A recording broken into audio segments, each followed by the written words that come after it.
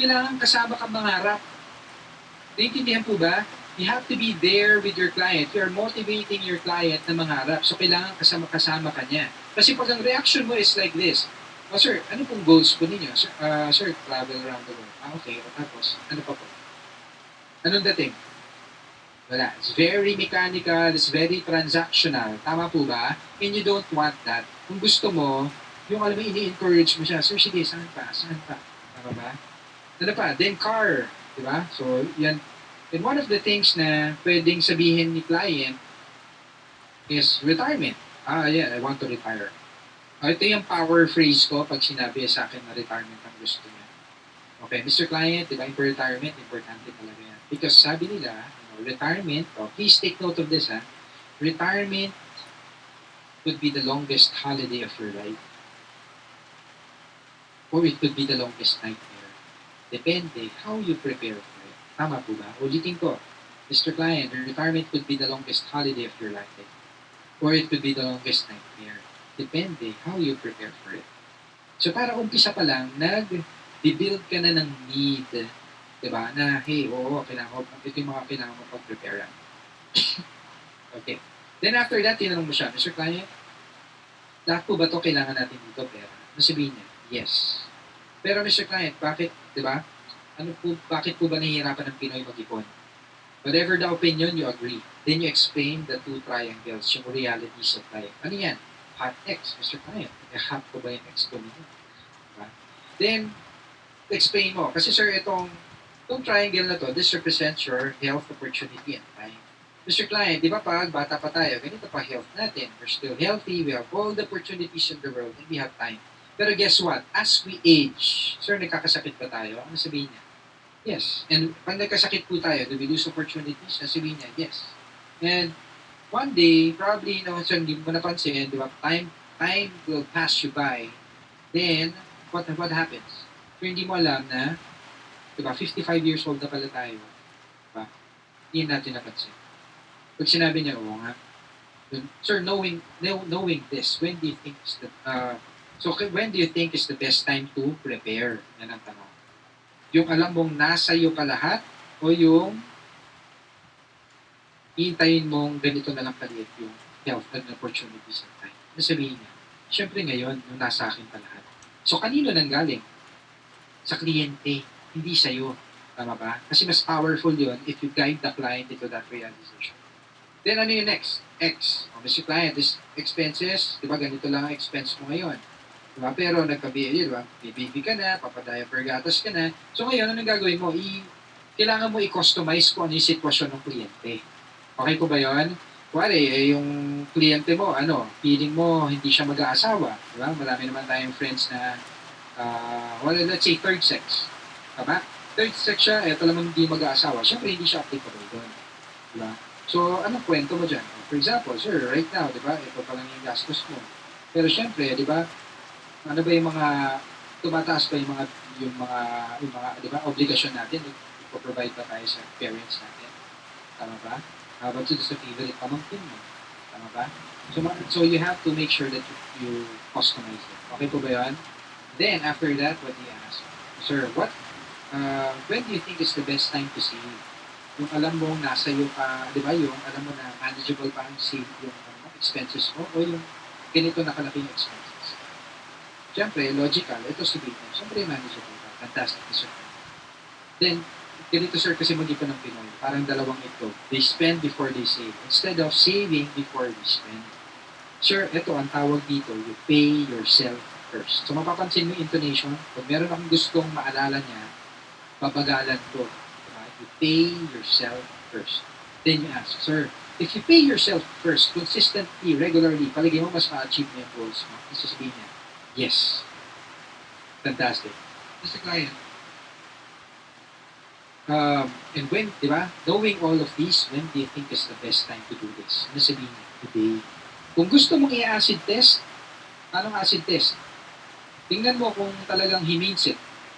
Pag sinabi ko, sige, Jervic, ba't hindi na lang bukas? Diba? Ako pa yung nag-object para sa kanya, ba't hindi na lang bukas? Ano man ang palagay mo, sasabihin niya, hindi, sabi mo nga sir, habang bata pa, blah, blah, blah. Kasi na-realize niya. Tama ba? So, very important yun. Then, the last question is, oh, sir, ganito, what if lang ha? Remember, what if, or let's say, it's a question of an question yan. It's trying to control the mind of thinking what you want them to think. Diba? O, sir, what if? So, isipin niya, yung sitwasyon. What if, sir, meron ako sa iyo mapakitang financial plan? Nakita mo naman, sir, nakita mo na gustuhan mo. Sir, nakita mo, kaya mo naman pala. Sir, magiging masaya ka ba na matulungan kita today? Okay, yun ang closing statement mo. Magiging masaya ka ba na matulungan kita today? If ever nagustuhan at kaya, ulitin mo. Okay? Pag sinabi ng depende, meron bang sasagot na clients na depende? Yes? And normally, depende saan? Depende saan? Kung pasok sa, talagay niyo po. Usually, depende sa budget. Ayan. So, pag sinabi ng kliyente mo na, depende kung pasok sa budget, so huwag kang mapipikan sa kliyente. Huwag mo sasabihin na, oo nga, di ba yun din ang sinabi ko, gusto, yung kaya, tsaka di ba budget, di ba pareho lang yun, ulit-ulit. So huwag kang high blood. So ano gagawin niyo po? Okay, ito yung gagawin po ninyo, rephrase. Okay. Please type in the word rephrase.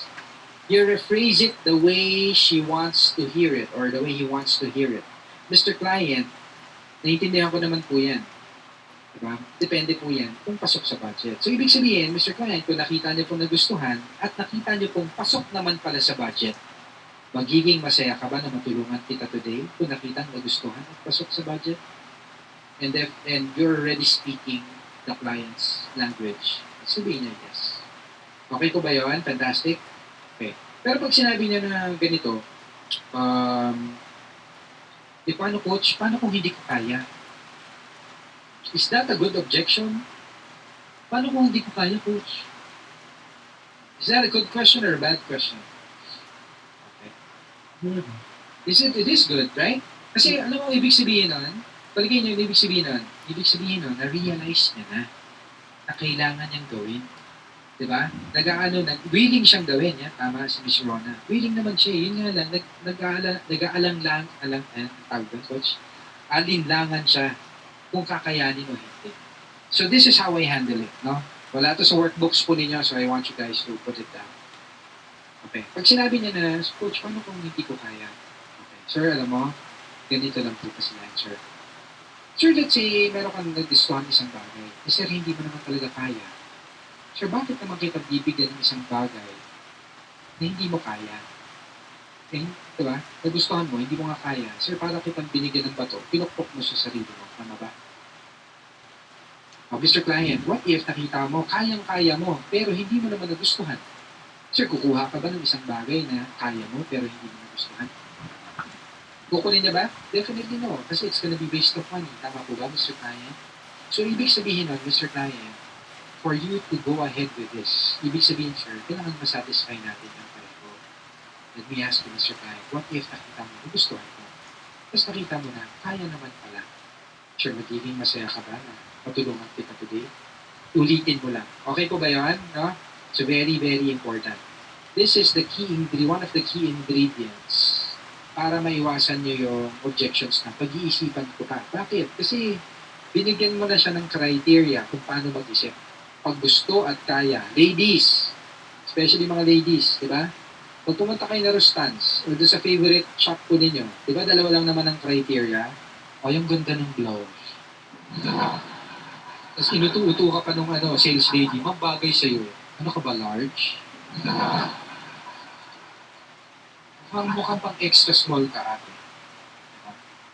Tapos pag kaya, pag gusto at kasya.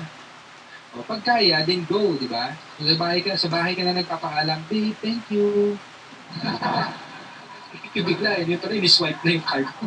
Go lang ng go. Diba? O. So, sino dito yung mga asawa natin, panay add to cart sa Lazada, hindi naman nagpapaalam. Okay, so nagets ko ba? Okay, so I want you guys to really make sure that you practice this on your own. Okay po ba yun?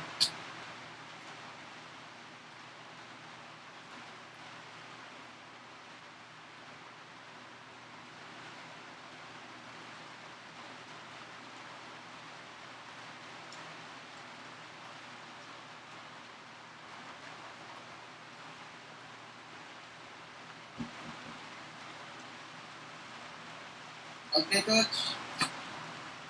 Makailang klase ka. So we'll send them out to the breakout room. So we'll give you 5 minutes to practice.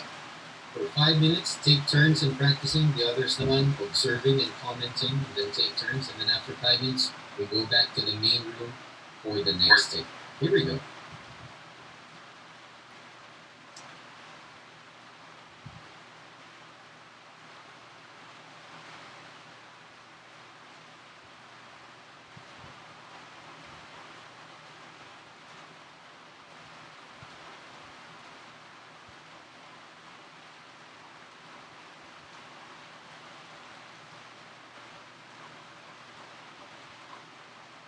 Ano ba? Kanya-kanya muna?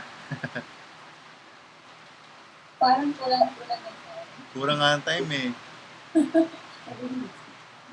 Basa-basa mo. Basa-basa.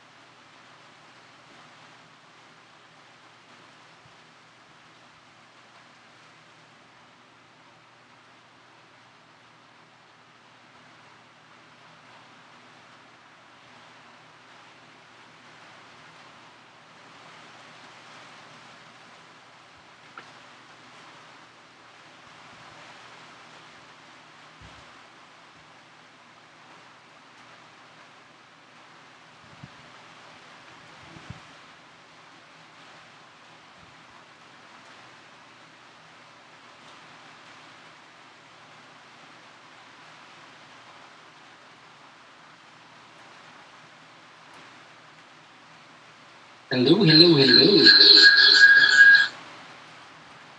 Nabitin ulit, coach. Again, Nabitin. bitin. Coach, bitin. Oh, Bitin po! Okay, bitin.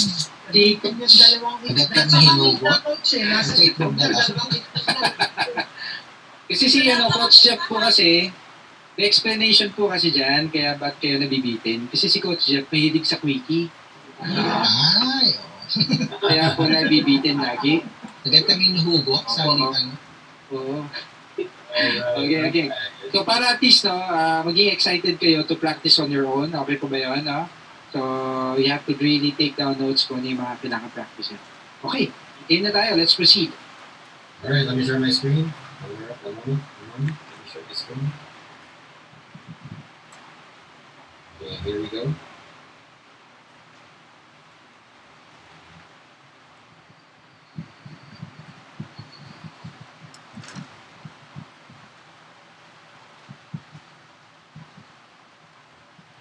Couple of pointers, guys, ha? Coach, wait lang, ha? Couple of Yeah. pointers. When you do the today pitch, mapansin niyo po, yung ginawa ko kay Jervic, lahat po yon more of questions. Tama ba? I mean, those are questions na ang sagot lang kung ano yung dapat isagot ni Jervic. So, actually, those are all guided questions, no? When you present to your clients, instead of you telling the client that today is the best time to do it, tama? I-guide mo lang sila dun sa realization. Okay? Para engage yung kliyente. Okay po ba? So, game na tayo, Coach. Let's review. Alright, so here we go. Okay, so let's just have a short recap muna on where we are. So natapos na tayo sa rapport, natapos na rin tayo sa pre-framing and today pitch. Now it's time to discuss the problem. Okay, in reality guys, mabilis lang lahat ito. Kaya lang naman magmumukhang matagal kasi ini-explain natin, hinihimayin natin, and even the psychology behind the technique, ini-explain din natin. Rapport building is just around 5 to 10 minutes max. Pre-framing, less than 5 minutes. Today pitch, nasa mga 5 minutes lang. So, you're just with your client, nasa mga 15 minutes pa lang. Then after that, you discuss the problem na. Okay, ano ba yung problem? Go ahead, Coach Ron.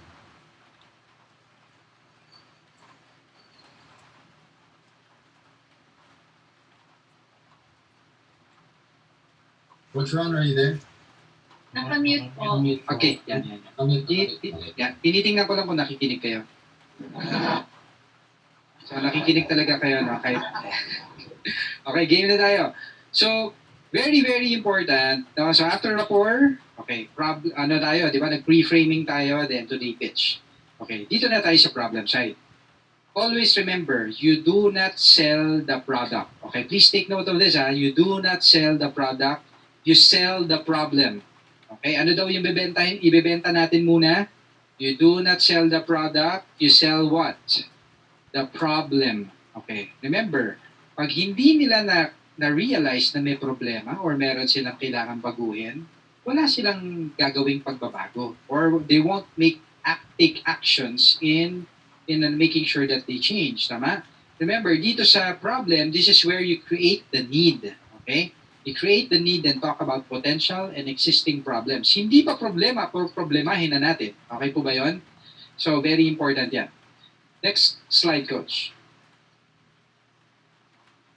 Yes, you have to define need. Okay. So, very, very important na kailangan ma-realize ni client na without change, there is no improvement. There's a reason why the client is there with you for a coaching session. Kasi they want to improve in their finances. Tama ba? Kung walang babaguhin, there's no improvement. Now, ang tanong is this one. What if there's no problem? Ano po ang gagawin natin? What do you think is the most logical thing to do? What if there's no problem? Anong gagawin natin? What do you think? Yan. A need. Yan. Create the problem. Tama? Maghanap tayo ng problema. Tama? You have to create the problem. Ito lang ang problema. No? Tuturuan namin po kayo kung paano mag-create ng problem the proper way. Okay? The proper way.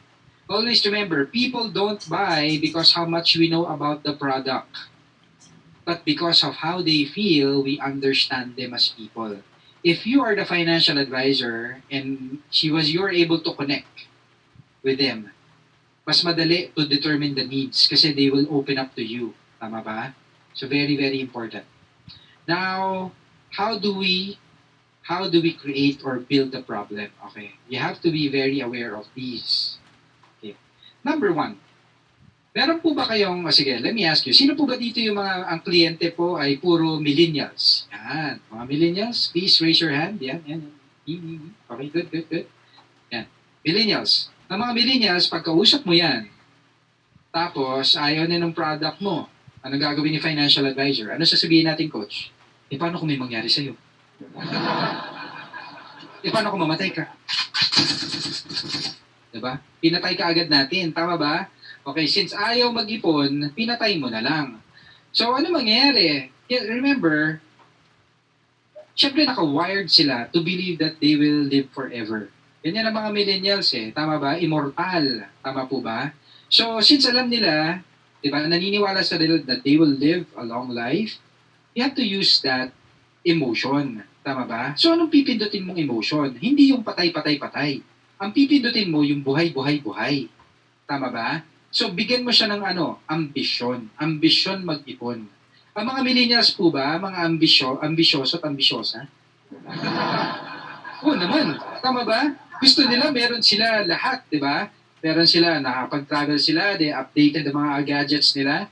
So, wag mong papatayin yung ganong habit. Instead, pwede mong sabihin ganito, Beshi, di ba? Would you like to be a multimillionaire one day? Na you are so organized with your finances na alam mo na you can still afford this and that and this. Tama? Would you like to be a multimillionaire one day? Siyempre, sagot niya, yes. Tanungin mo kung kailan nila gusto mag-retire. Kailan mo gustong mag-retire? Yung tipong, then i-define mo kung ano yung retirement. When you say retirement, yan yung tipong magtatrabaho ka lang kung kailan mo gustong magtrabaho, hindi yung kung kailan mo kailangan magtrabaho. That's financial freedom, tama? Kailangan mga 30 pa lang, nagre-retire na ako. Ganyan ang mga millennials gusto mag-retire 30. Tapos kung nabentahan mo, magkano inumpisahan? 1.5. Tama ba? So ang layo ba ng pangarap sa inumpisahan? Napakalayo, di ba? Okay. Pero hindi nila kasalanan yon. You know why? Kasi tayo naman na nagpa-pricing. Okay, financial advisor, especially dun sa mga financial advisors na one year below, huwag kayo magtatakot na magpresyo ng malaki. Today, your problem will be solved kasi the worksheet will solve that for you. Okay, gone are the days. Okay, BM, gusto niyo ba to? Yung gone are the days na ang mga benta natin, di ba, mas marami yung 1.5. Di ba? Kota na tayo masyado sa 1.5, tama? Okay. Last resort na po yun, last resort. Okay, so, pero I'm sure, you know how to close big cases. Pero mas maganda kasi nang merong basihan yung big case mo. Okay, what do I mean basihan? Yung tipong, ang magsasabi, yung worksheet, hindi ikaw. Yung magsasabi, yung financial planning mo, hindi ikaw. Okay, very important yan. So, number 1, ambition. Okay, kanino po gagamitin to? Please type in sa comment section. Gagamitin natin sa mga millennials. Good. Okay, kanino naman gagamitin yung fear of loss? Palagay niyo. Yung fear of loss. Yan. So meron pong mga dependents, tama ba? Kung sila po ay breadwinner, tama ba? Parents, breadwinner. Yan. So may dependent. Okay. Dito na po pumapasok yung sudden loss. So what if you're taken out of the picture? Tama? Ito po lang yon gusto ko pong i-point out. No? Kasi, minsan, meron ba kayong mga kliyente na turn off na dahil feeling nila we're just feeding on their fears? Hindi, kasi, di ba? Lagi nyo na lang pinapatay, di ba? Di ba? And that's reality, no? Pero ganito, let me teach you how to generate the fear of loss without really yung tipong nananakot, di ba? Bahala ka, di ba? Paano kung paglabas mo dyan, masagasaan ka? Brutal no? Brutal. Yung kliyente natin, ayoko na umuwi. Di ba? Okay, ganito pong gagawin po ninyo. Okay, this is one of the stories that I always tell my parent clients, no? Okay. You know what, sir?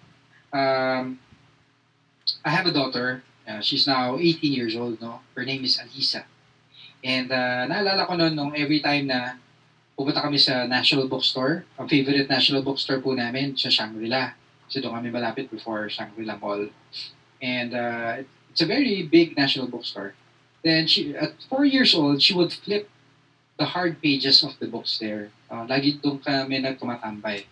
So there's one time na kami lang dalawa, she was there, ako naman pumila ako to pay for my ball pen. Ako naman habang na pumipila, tumitingin-tingin ako, sabi ko baka nandun pa yung anak ko, okay lang siya.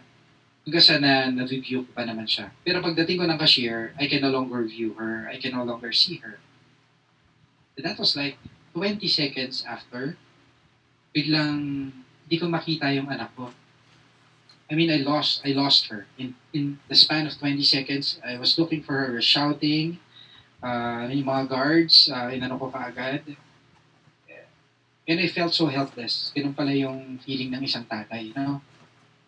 Then after 1 minute, the longest 1 minute of my life, biglang nakita ko po yung anak ko, karga-karga ng guard na galing sa labas. Tapos, sabi sa akin ng anak ko, bakit daw ako umalis? She was crying and sabi niya, Daddy, bakit ka umalis? And I realized na hindi naman ako yung umalis, siya yung umalis. Pero in their perception, para sa kanila, ako yung nawala.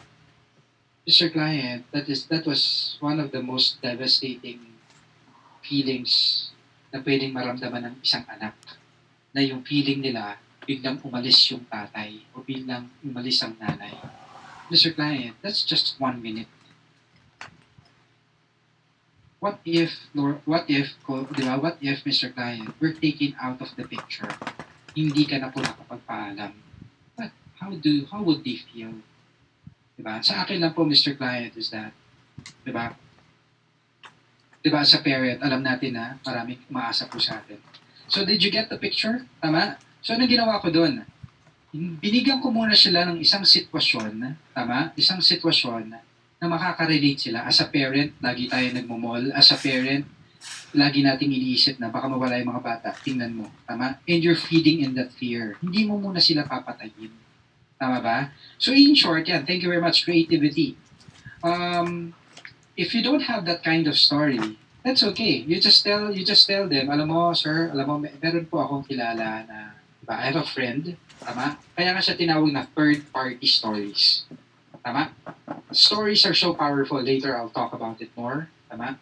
Pero that's how you create emotions. Remember, logic opens up the mind. Emotions opens up the wallet. Kaya pag umiyak na yan, diba, labas mo na yung application form. So very, very important. Okay po ba yun? No? So very, very important. So in short, sa ABC, hindi po natin basta-basta papatayin yung client. Okay, meron po siyang timing na tinatawag. Okay? Bukas, papalaman natin kung kailan natin papatayin yung kliyente. So, fear of loss, very important. So, that's how you create fear of loss, no? Without being brutal.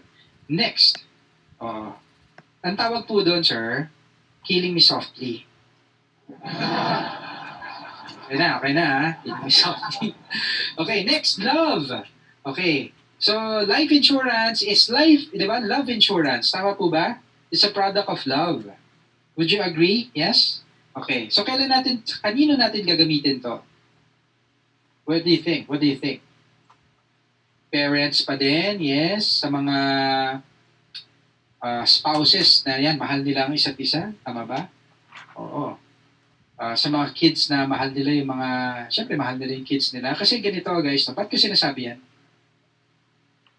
Meron ba kayong mga kliyente na nagsasabi na hindi, paglaki nila, bahala na sila sa buhay nila?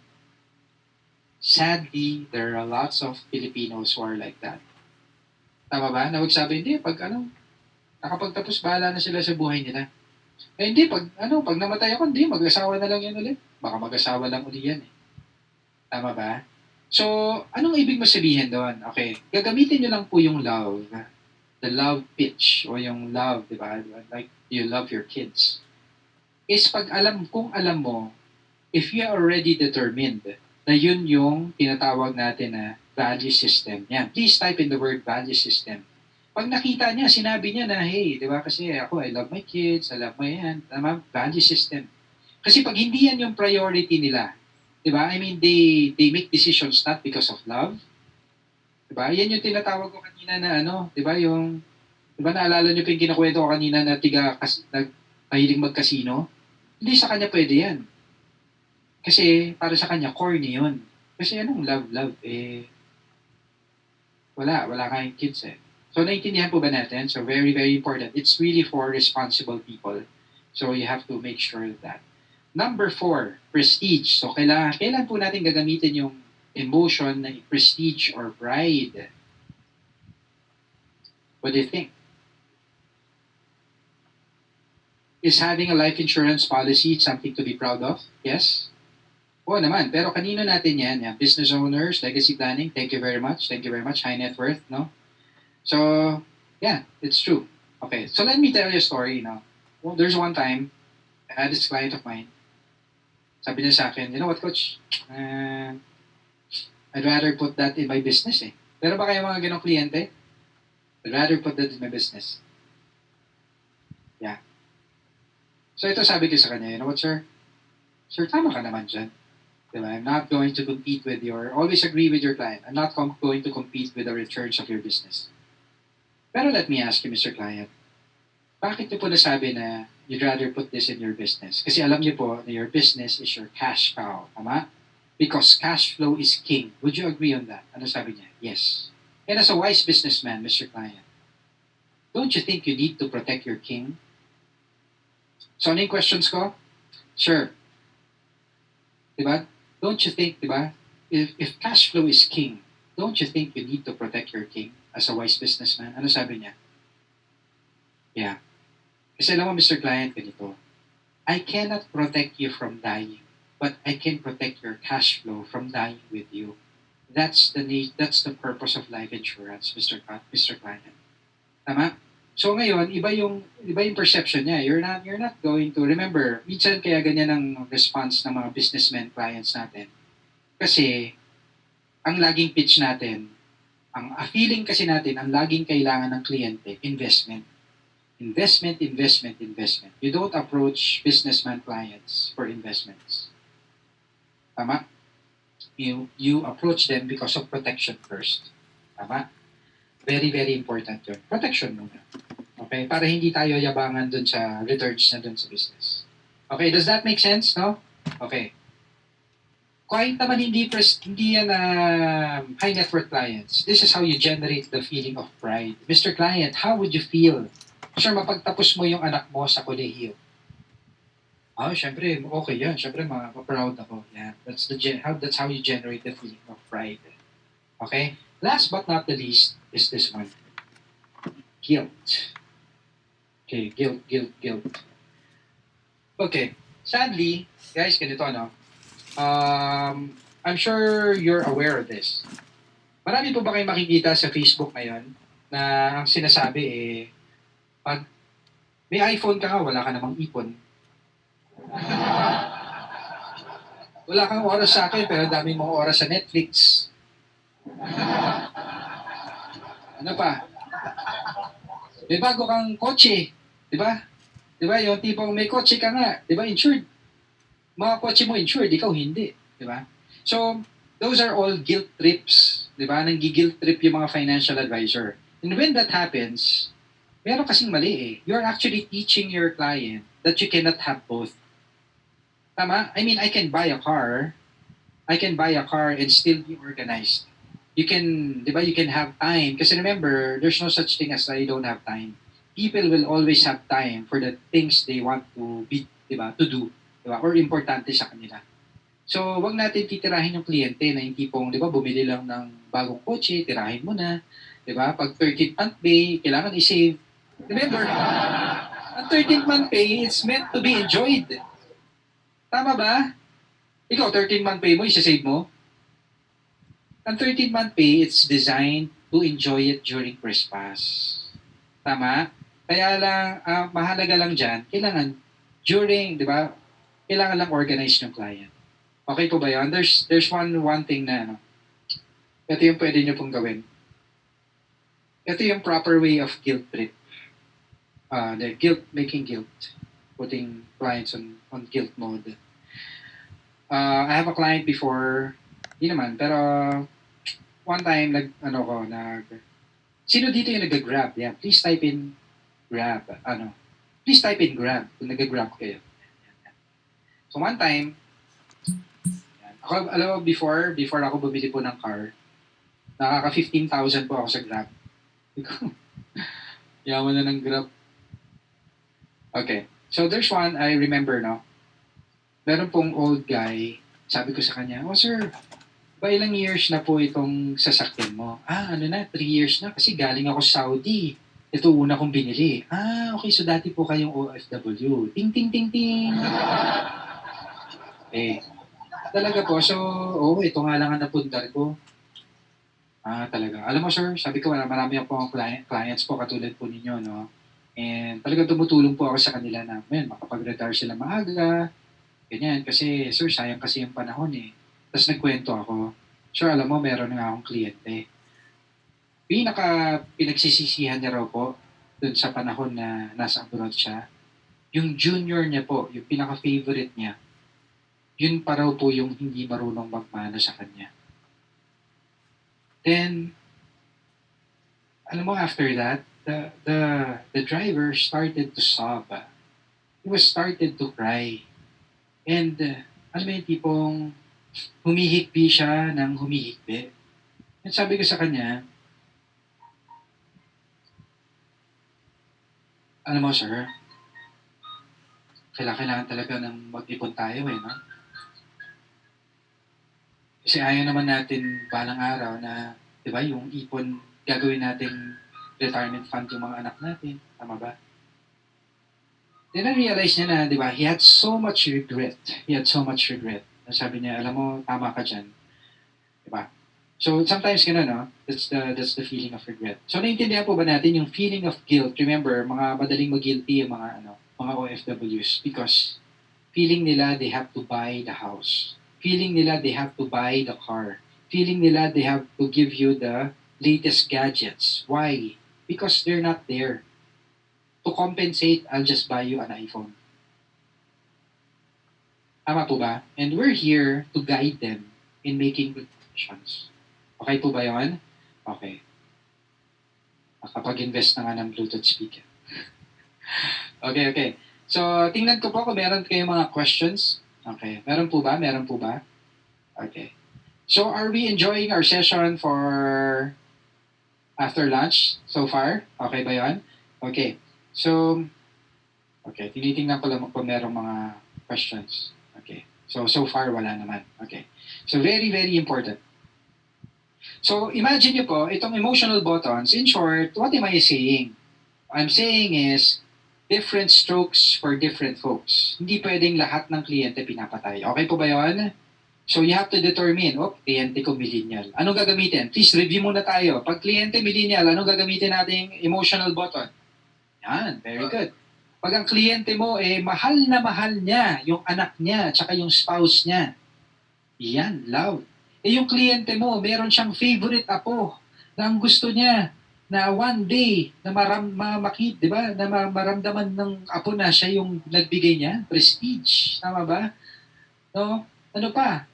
Di ba yung tipong yung makapag-ipon ka man lang, Mr. Client, para sa mga anak mo kahit wala ka doon. Yan, guilt. Okay, so those you have to be very very aware of those. Para may movie na Inside Out, no? That movie, di ba, yung The Emotions. Okay, now you're aware, di ba? Remember, when you know how to break down a client, yung emotions that they can feel, it's gonna be a lot easier for you to, connect. Okay? Yan.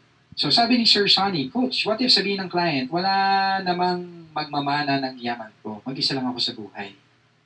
Okay. So, let's assume na ganun nga, Sir Sonny. So ako, this is how I would respond. Okay, Sir Shani, alam mo, sir, naintindihan naman kita. Kasi my uncle used to feel that way. Kasi tumanda po talaga siya ng mag-isa lang po siya. And he really didn't prepare. He didn't see the need. why should I prepare for, di ba? Wala naman akong mga kailangan pagbigyan ng mana. Pero I ask him, pero Sir Shani, ikaw, kung tatanungin po kayo, Sir, bakit ba tayo hanggang ngayon, Sir? Sir, di ba, nag-iipon pa rin kayo, nagtatrabaho pa rin kayo, and why still do what you do right now? Ano ba yung sasagutin ng kliyente? Kasi nag-ipon pa rin siya for anything that is uncertain in life. Tama ba? Kasi Mr. Client, ganito.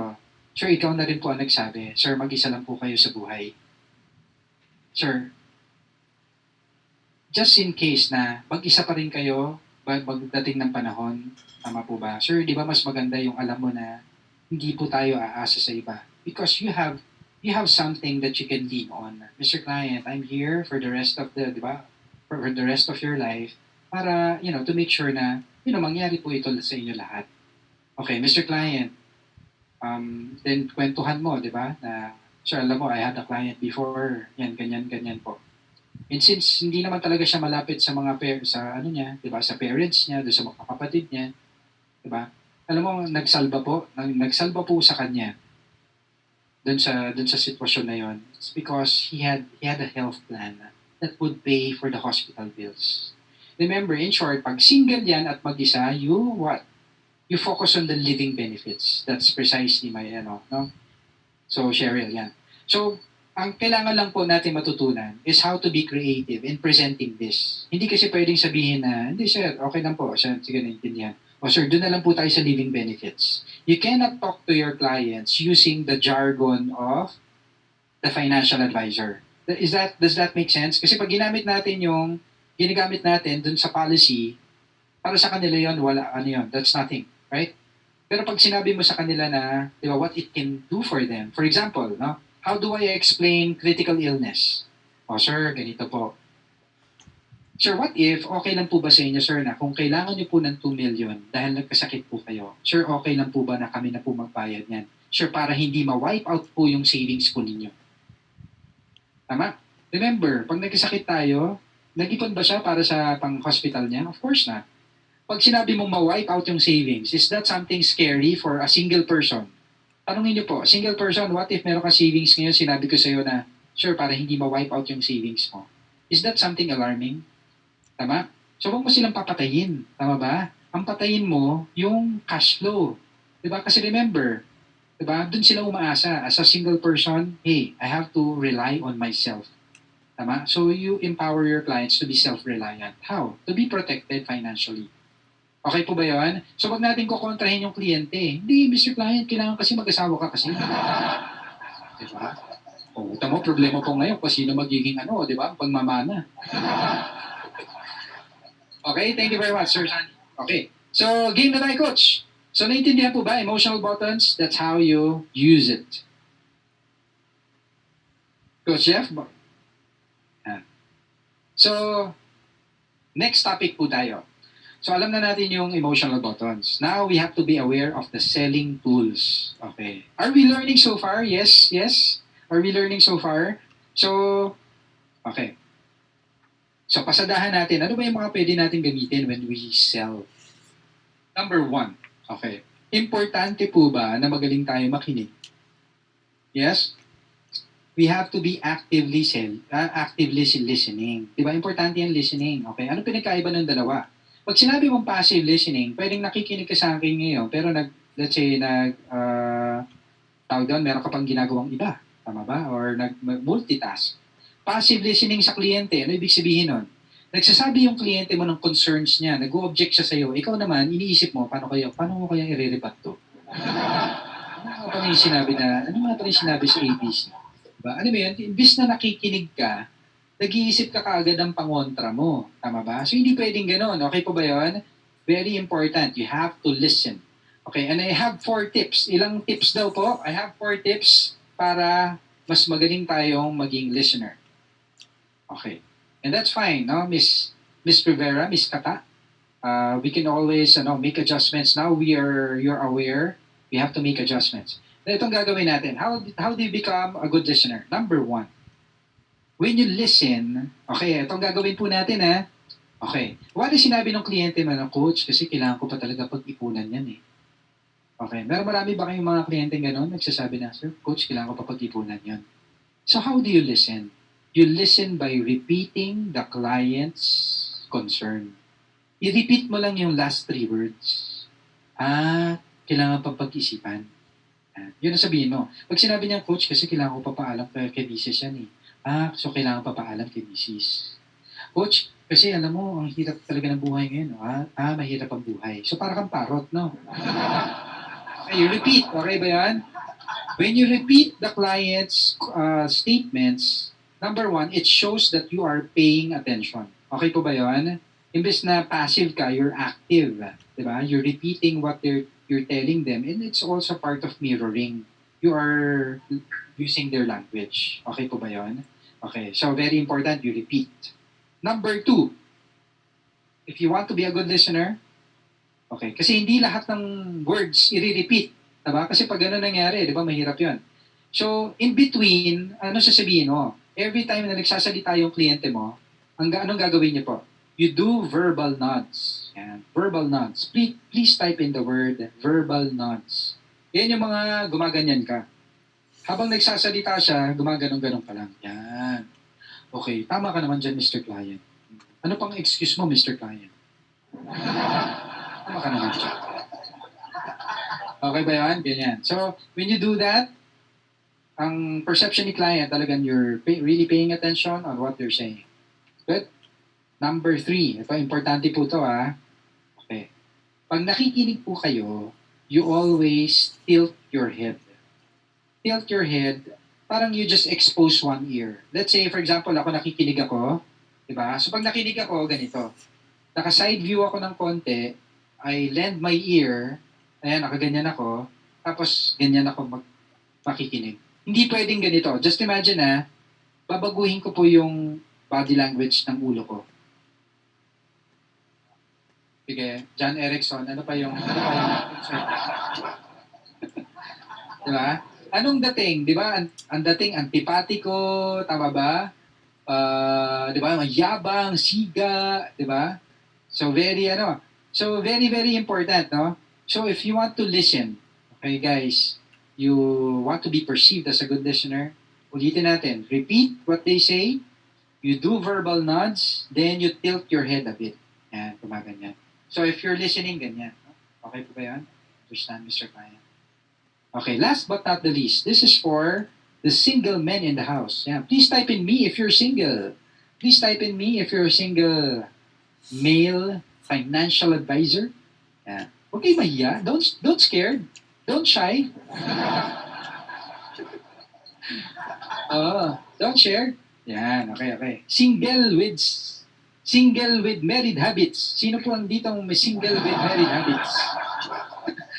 Okay. Ito po, ito po yung tip po sa mga single men. Number 4, if you want to be a good listener, you have to find a wife. Yan. Find a wife. Because if you have a wife, you will be trained to be a good listener every single night. You don't have a choice.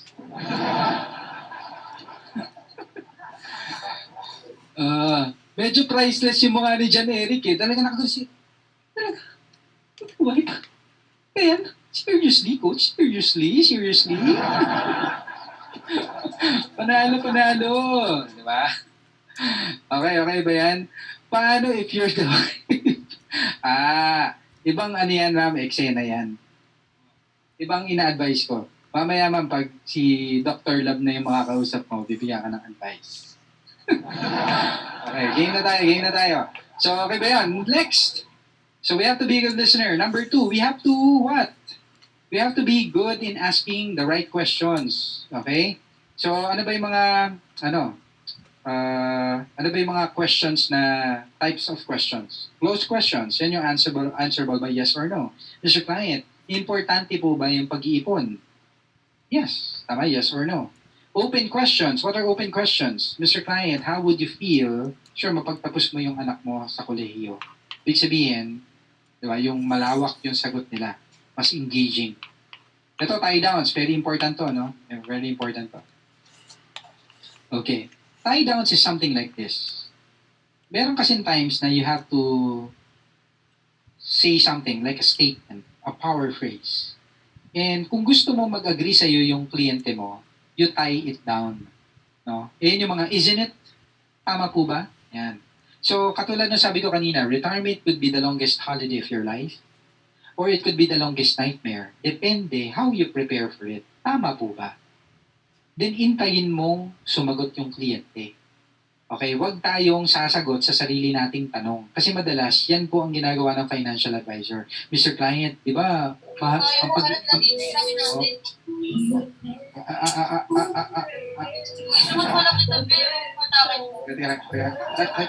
Coach, pakimute na. Okay. Yan na, na-mute. Napindot lang daw. Okay. So nasa na ba ako, coach? Okay, so tie downs, no? So, kung gusto mo mag-agree sila, you tie it down. Pero hintayin mong sumagot sila. Huwag yung ikaw yung nag-tie down, tapos ikaw din sumagot. Sure, ang pag-iipon, importante yan para sa future natin. Tama po ba? So, kasi pag hindi tayo nag-ipon, alam mo na, di ba? Kawawa na tayo. Remember, the power of the pause. Pag ikaw, you have to be comfortable with the pause. Di ba? Kasi doon nare-realize ng kliyente yung mga sinasabi mo. Okay po ba yun? Fantastic. Okay, let me give you one more tip before I turn you over with Coach Jeff. Do you want your clients to agree with you flawlessly, easily? Yes? Gusto ba natin yon? Okay, ito ang tip ko po sa inyo. Pare, ang kliyente ko. Sasabihin ko, Sir, palagay mo, importante pag-ipon? Yes? Gumanong ka lang kaagad.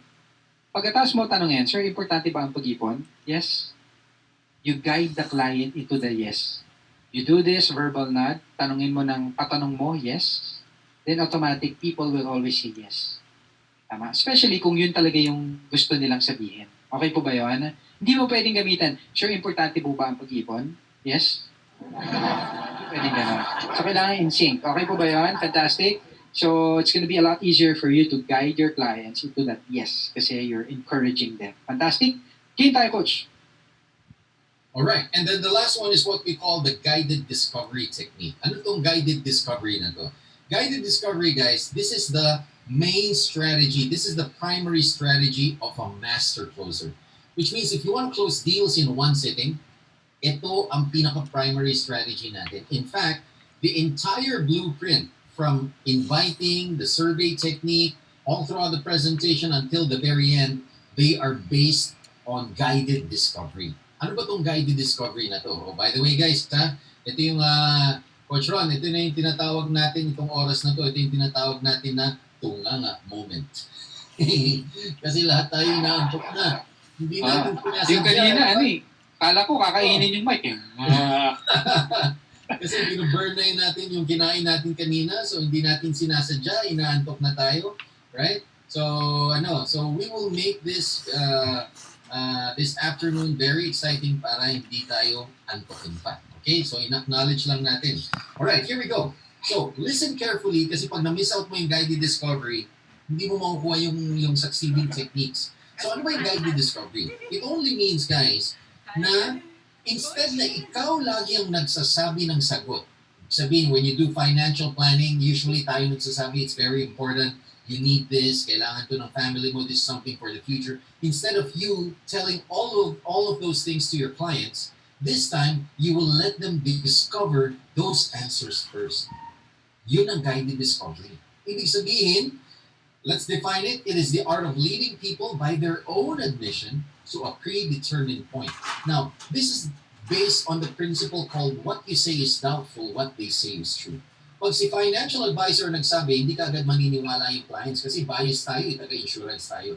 Pero pag client na ang nagsabi, mas kapani-paniwala. That is guided discovery. In short, guided discovery is the art of asking the right questions. Now, how do we apply that doon sa trabaho natin? Let me cite a few examples. Pero mapapansin mo all throughout the presentation ng ABC Blueprint, they are based on guided discovery lahat. We let them answer those questions. In fact, napansin mo nung nag-survey technique tayo, halos lahat ng questions natin, kanina nanggaling yung sagot. nanggaling sa client na ginagamit natin, that's guided discovery. You let them discover those answers. So here's an example. Let's just say, habang nagsusurvey technique ka sa client, diba? Nag-i-invite ka, nagsusurvey technique ka dun sa mga clients mo. And then all of a sudden, nagtanong yung client mo, at ang sabi ng client mo, teka, Coach Jeff, ano ba yan? Insurance ba yan? Yan, insurance. Nagtanong yung client mo, insurance ba yan? And a typical financial advisor would say, oh, Mr. Client, yes sir, insurance po ito. Di ba? Pag yan ang sinabi mo, ano sasabihin ng client? Ay, naku, marami ng insurance, Jeff, next time na lang. Or, ay, Coach Jeff, pandemic pa ngayon, hindi pa ako ready dyan, next time na lang. You lose the opportunity to set an appointment. Ano pa? Ganun ba, Coach Jeff? So, hindi na lang mag-yes, magno-no ba ako? Tingnan natin yung effect. Let's say, sabi ng client mo, Coach Jeff, insurance ba yan? Ikaw naman, Mr. Client, hindi po. Ano sabi niya? Ako, Coach Jeff, naghahanap pa naman ako ng insurance. Ano sasabihin mo? Hindi mo na pwedeng bawin. Ay, insurance pala kami, insurance. Hindi mo na pwedeng sabihin. So what do you do now? Ibig sabihin, when your client will ask you a question, you will answer a question with a question. Sabihin, gagamitan mo muna siya ng guided discovery by using the method called QUACK, the technique called QUACK. You answer a question with a question. How do you do that?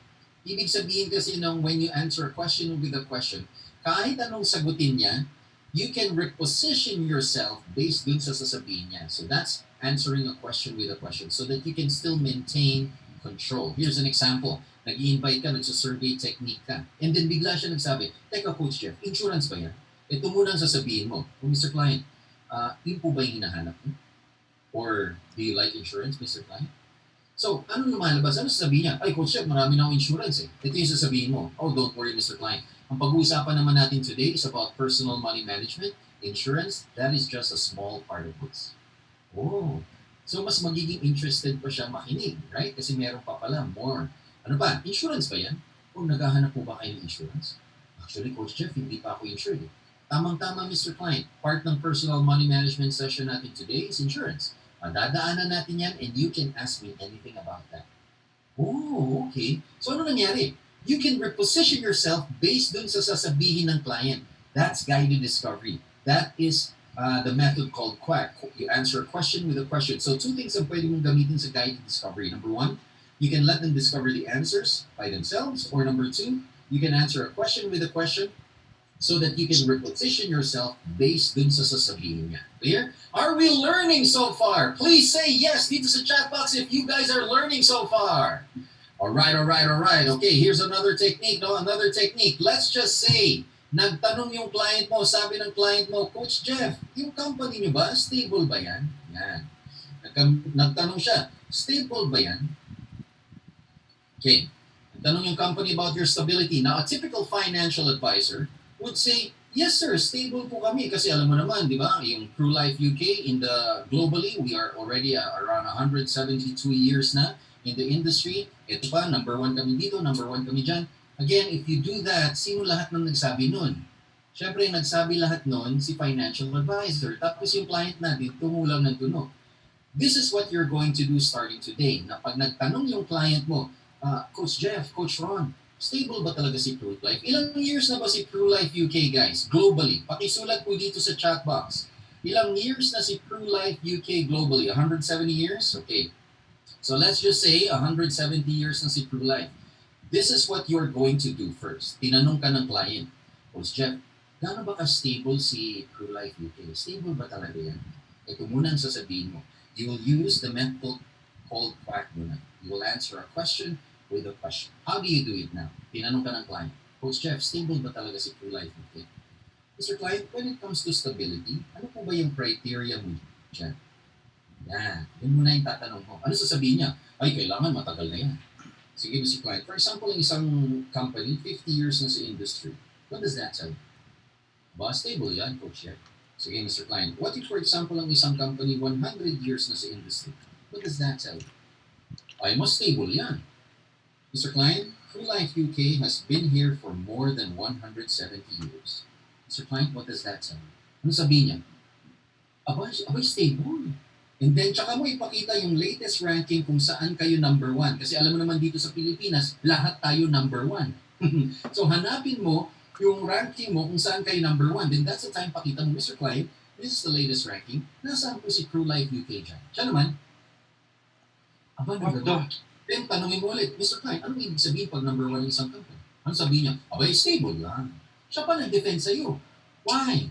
Because you let them discover the answers first. If you let them discover the answers first, mas naniniwala sila. Are we learning so far? Please say yes if you guys are learning so far. Pwede mo rin to, Coach Ron, na incorporate doon sa presentation mo, hindi mo na kailangan hintayin. Tama ba, Coach Ron? Yeah. Hindi mo na kailangan hintayin, tanungin ng client kung stable ba yung company mo. Pwede mo na kaagad tanungin. Part na ng presentation mo. You can tell them na, Mr. Client, pagdating ba sa stability ng isang company, ano bang criteria mo dyan? Then you begin now doon sa process mo. Which means if you're asking the right questions, your clients would be able to discover the right answers. Clear? Hindi kasi pwedeng basta nagtanong ka na lang guided discovery na. No, it has to be the right questions. Here's an example na maling form of guided discovery. Nagtanong yung client, Coach Ron, stable ba talaga kayo? Yung client mo naman, yung financial advisor ang sinabi, Mr. Client, ano sa tingin mo? Ano sasabihin niya? Kaya ako nga tinatanong dahil hindi ko alam.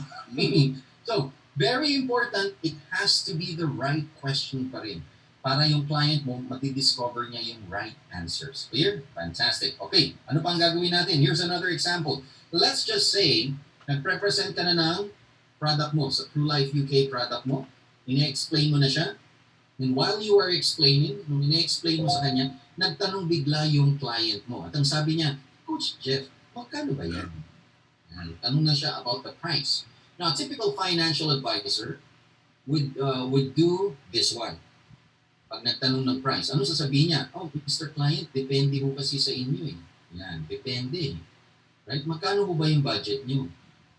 Magkano ho ba yung kaya ninyo? Pag itong sinabi mo guys, ano sasabihin niya? 2 things ang pwede mangyari. Sasabihin niya, ganun ba? Sige, pag-isipan ko muna. Then you lose the opportunity to close the deal in one sitting. Ano pa? Pwede rin niyang sabihin, ganun ba, Coach Jeff? O sige, magkano ba ang pinaka-minimum ninyo? So ano ang nangyari? Bagsak presyo ka na kagad sa 1.5. Right? So you don't do this. This is the wrong form of guided discovery. And I know a lot of financial advisors would be doing this. Di ba? So pag sinabi ng client, magkano ba yan? Depende mo sa inyo. Magkano ba ang budget mo? No, don't do that anymore kasi bagsak presyo ka. What are you going to do? Ganun ba, Coach Jeff? So, ano ibig sabihin? Didiretsuhin ko na lang ba? Meron din ibang financial advisors, Coach Ron, dinidiretso. Paano? Magkano ba yan? Coach, magkano ba yan? Ikaw naman, Mr. Client, this is only 100,000 a year. Ganun ba? Meron din ba kayong 50,000 a year? Meron din, Mr. Client. Okay. What about 25,000 a year? Meron din ba? Meron din, Mr. Client. Ganun ba? What about 18,000 a year? Meron din po ba? Meron din, Mr. Client. Sige, 1.5 na lang a month. Meron ba kayo? Meron, Mr. Client. Hindi. Meron. So, ano nangyari, Coach? Question and answer portion na naman.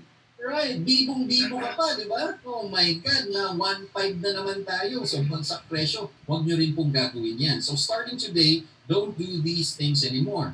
What are we going to do now? Ito yung gagawin nyo, guys. Pakisulat po nito, para matandaan nyo po. Tinanong ka ng client at ang sabi niya, Coach, magkano ba yan?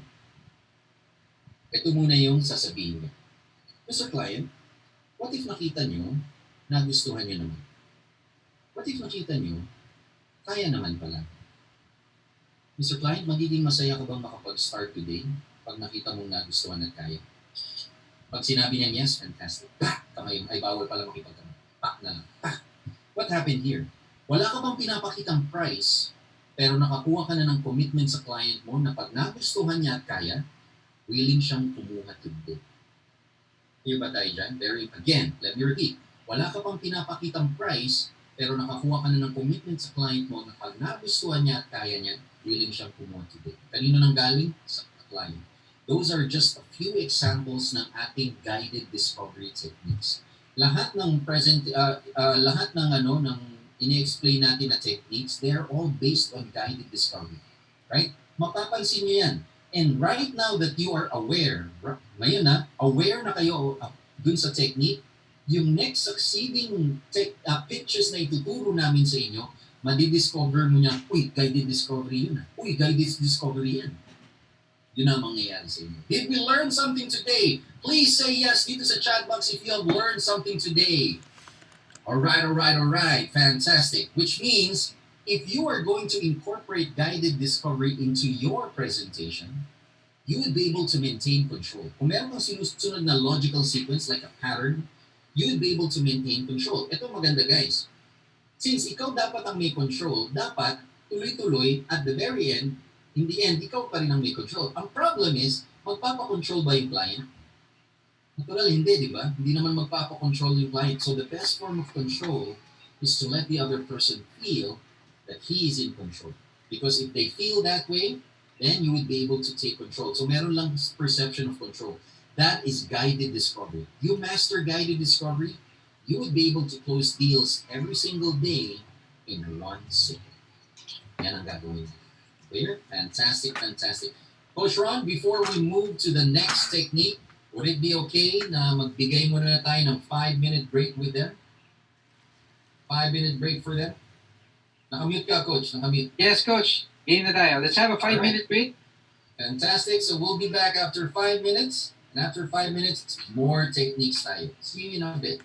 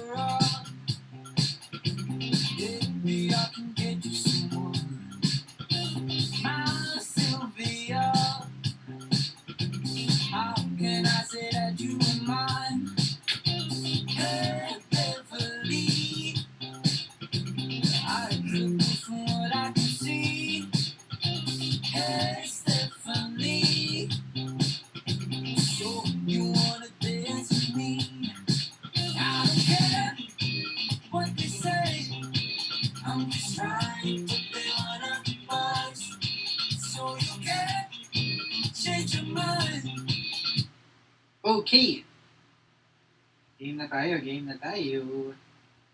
How's everyone? Okay, ako this is my, ano, second coffee. Alright.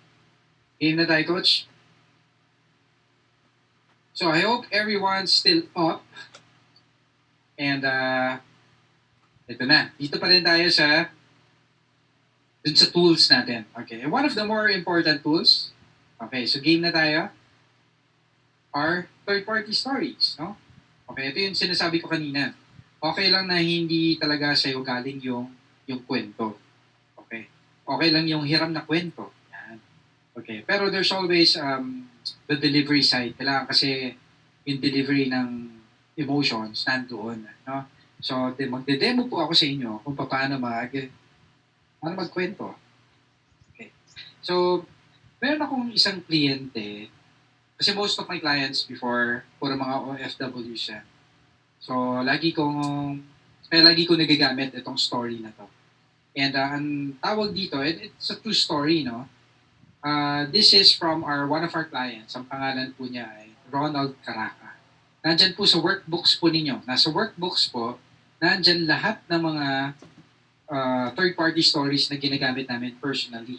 No? So, if you want to borrow one of those, yan, pwede po kayo dyan. Or, okay. Game na tayo. So, sabi ko dun sa kliyente ko, sabi niya kasi sa akin is, hindi siya naniniwala sa insurance. So, instead of me handling the objection, kinuwentohan ko muna siya. Sabi ko sa kanya, you know what, sir? Ganyan, actually, sir, marami po akong kliyente katulad po ninyo mga kapitan, tama? And you remind me one of my clients. Sir, his name is Ronald Caraca. And sir, katulad po ninyo, kapitan din po siya. And every single time na uuwi po siya, sir, lagi po niyang kabanding yung daughter niya. She had a 12-year-old daughter. Her name is Audrey. And sabi ni Audrey, sabi niya, Dad, di ba, gaano kalaki ang alon sa dagat? Sabi niya, ay anak, malaki kasi laki ng building. Ay, ganun po. Hindi po ba kayo natatakot, Papa? Sabi niya, anak, nakakatakot. Pero you know what? My love for you is bigger than any wave. Kaya okay lang nun, anak. And yun yung tumatak sa isip niya.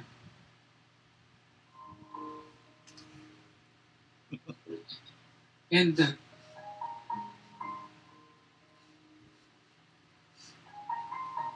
one day he was diagnosed, no? At 45 years old na na-diagnose siya. And in his deathbed,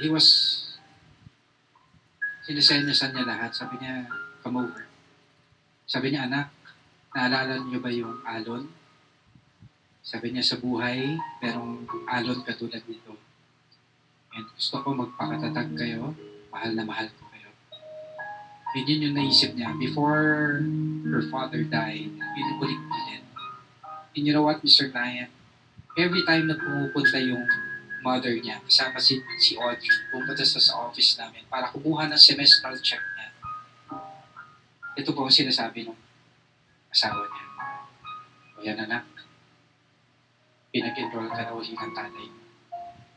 Mr. Client, how would you feel na kahit wala na po kayo, alam niyo po na kaya mag-aral ng anak mo because you prepared for it. Alam mo yung kliyente ko, diba, nanduluha. Sabi niya, sige coach, pero okay lang ba coach? Ano na lang? Sabi niya, yun nga, si daughter ko na lang muna. So very, very important. Again, emotions, it makes people buy. Tama? It makes people buy. Pero we cannot rely on emotions all the time. Tama ba? Okay. So remember, logic opens up the mind, pero emotions opens up the wallet. Yeah. So very important. So hindi mo talaga alam kung tatawa ka o iyak ka talaga sa session na to no? So iyak-tawa na lang, no? Stella. Okay. So nagets ba? So very important it requires practice. So paano tayo magpa-practice? Kailangan pag nag-practice po kayo kailangan mag-practice kayo, record nyo yung sarili po ninyo. Or i-video mo yung sarili mo. Tingnan mo kung paano ka magkwento. Okay po ba yun? Very, very important. Okay, so game na tayo, coach. So stories, very, very important. Another important tool is visual aids. Yan na po yung yan sa Facebook, tama? Or yung kung matenda po kayo kay Ask20. Ask20 is one of our friends, no? So pag hindi pa kayo nakaka-attend, attend po kayo. Gumagamit siya ng visual aids through the Ask book. Okay. Another is, Coach. And of course, simple analogies yan. Later today, we're gonna share to you ano ba yung simple analogies na ginagamit ng ABC. What are simple analogies? It's a concept selling technique where para maintindihan ka lalo ng kliyente mo, di ba? At their own level. Okay, Coach.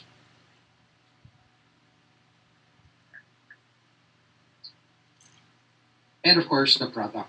Okay? The product. Yes, sa product, ang tip ko lang sa inyo is you have to focus on the benefits rather than the feature. And last but not the least is what? Blank paper and pen. Sino po dito, kasi pang-classic talaga to sino dito yung mga old-timers na gumagamit pa rin ng blank paper and pen when they practice or when they present their products? Huh? I'm sure marami pa rin, no? Pero in this case, yung Zoom meeting, normally, the whiteboard, no? So very, very, very effective. You know why? The reason why I love blank paper and pen instead of slides, kasi yung slides, it's already, you're already given the audience what they want to see. Pero pag blank paper and pen, ikaw ang may control. Isusulat mo lang kung ano yung gusto mong makita nila. Pwede mong ibitin. Okay? Yeah, so very important. Okay, game na tayo, Coach. Dito na tayo sa pitches. Coach Jeff?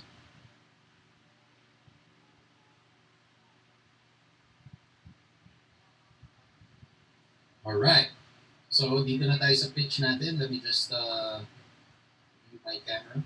One moment.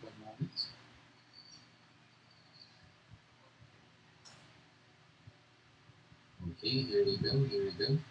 Alright, so next technique na tayo, we're going to do the pitch na. But this time, let's have a recap muna. Nasaan na ba tayo? Para hindi tayo maligaw kasi meron kami mga ina-explain ng mga psychological techniques, di ba? So start ng presentation natin. What we did first was the Ford technique. Okay? After mo mag-Ford technique, anong ginawa mo? Nag-pre-framing ka na. Okay, recap lang. After mo mag-pre-frame, nag-today pitch ka.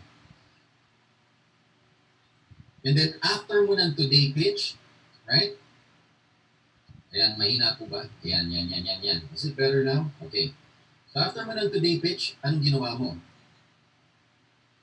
Ang next na ginawa mo na, okay, one moment ha.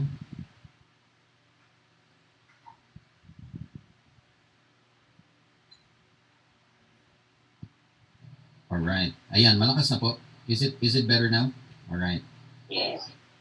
Ayan. Yeah, Okay, that's okay. way better than simula kanina umaga, Coach. parang naging props lang yung mic mo eh. Props lang yung mic eh. Alright. Hindi mo naman Okay. ginamit eh. Yung ngayon mo lang ata ginamit, no? Okay na. So after ng today pitch, ayun na. After ng today pitch, ito na. Pipili ka sa dalawa. Pipili ka ba for 28,000 pitch? Okay? Or yung 40-20 rule. Okay, so kailan mo gagamitin yung 28,000 pitch? Kailan mo rin gagamitin yung 40-20 rule? Yung 28,000 pitch, gagamitin mo yan pag ang client mo ay 40 years old pataas. Alright? 40 years old pataas. Yung 40-20 rule naman, gagamitin mo naman yan pag ang client mo nasa mga 20s and 30s pa lang. Pang millennial. Okay? So let me explain first yung 40-20 rule. And mamaya explain naman ni Coach Ron sa'yo yung 28,000 pitch. Okay? So here we go. Let me share the white screen. Alright. So here we go. Listen carefully. I will do this twice. So yung first run natin, you just listen carefully. So second run, if you can copy the drawing, sabayan nyo akong i-drawing, mas maganda so that you can, yung pattern, yung sequence. So here we go. Ito muna yung sasabihin natin. Okay, Mr. Client. Familiar ho ba kayo sa tinatawag na 40-20 rule? Yan sasabihin ng client, ano yan? Paano yan? Ganito kasi yan, Mr. Client. A typical financial, yung average Filipino, an average Filipino will retire at the age of 60 years old.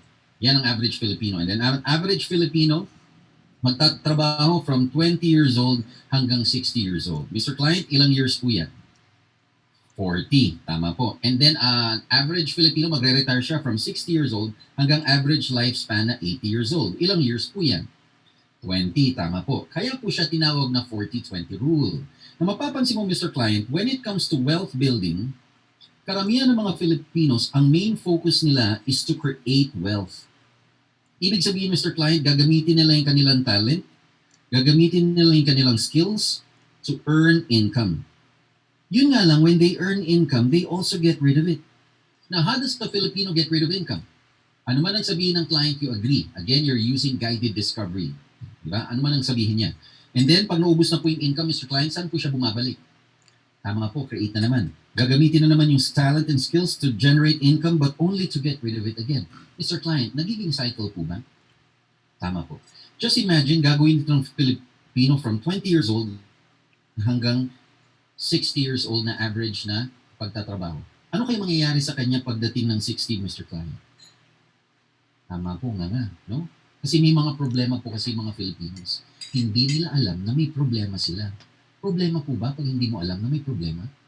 Of course.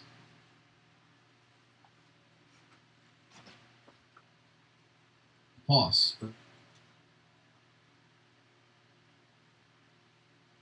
Kung masusustala na enjoy mo ng miswel,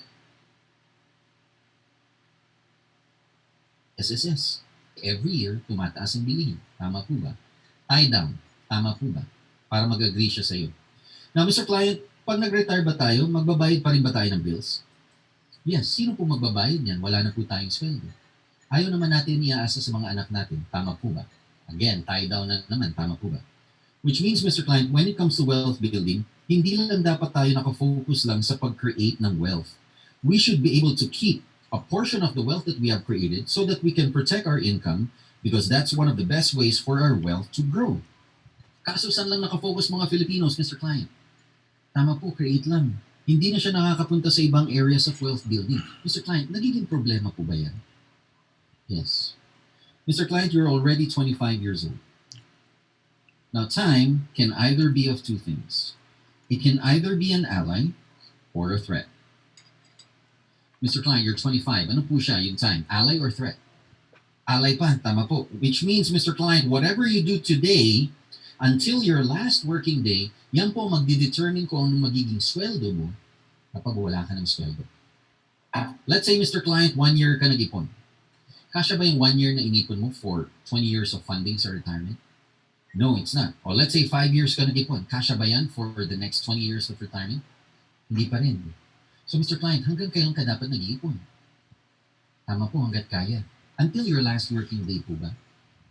Yes. Ibig sabihin, Mr. Client, ano man ang gawin mo ngayong araw na to, hanggang sa huling araw na meron kang trabaho, until your last working day, yan ang magiging sweldo mo kapag wala ka ng sweldo. Mr. Client, knowing all of these things, when do you think is the best time to prepare? Fantastic. Packed! Did we learn something today, guys? Please say fantastic if you guys have learned something today.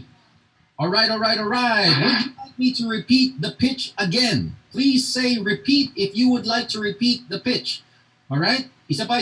Okay, one more time. This time para masundan nyo yung pitch. And then we will send you out to the breakout room para makapag-practice kayo with your teammates. Okay, so here we go. One more. Repeat again. Listen carefully. Mr. Client, pansinin nyo rin guys ha. Pansinin nyo rin yung mga tanong ko. Those are guided discovery questions, which means you let your client answer them. Hindi pwedeng nagtanong ka, dire-diretso, ikaw rin ang sumagot. No, you wait for them. Pero dito sa role, sa tinuturo ko sa inyo, gagawin ko lang tuloy-tuloy, but let's just pretend that the client is answering. Okay? Para lang nakikita nyo yung guided discovery questions. Okay, here we go. Are you guys ready? Okay, here we go. So, ito muna yung sasabihin mo. Okay, Mr. Client, familiar ho ba kayo sa tinatawag na 40-20 rule?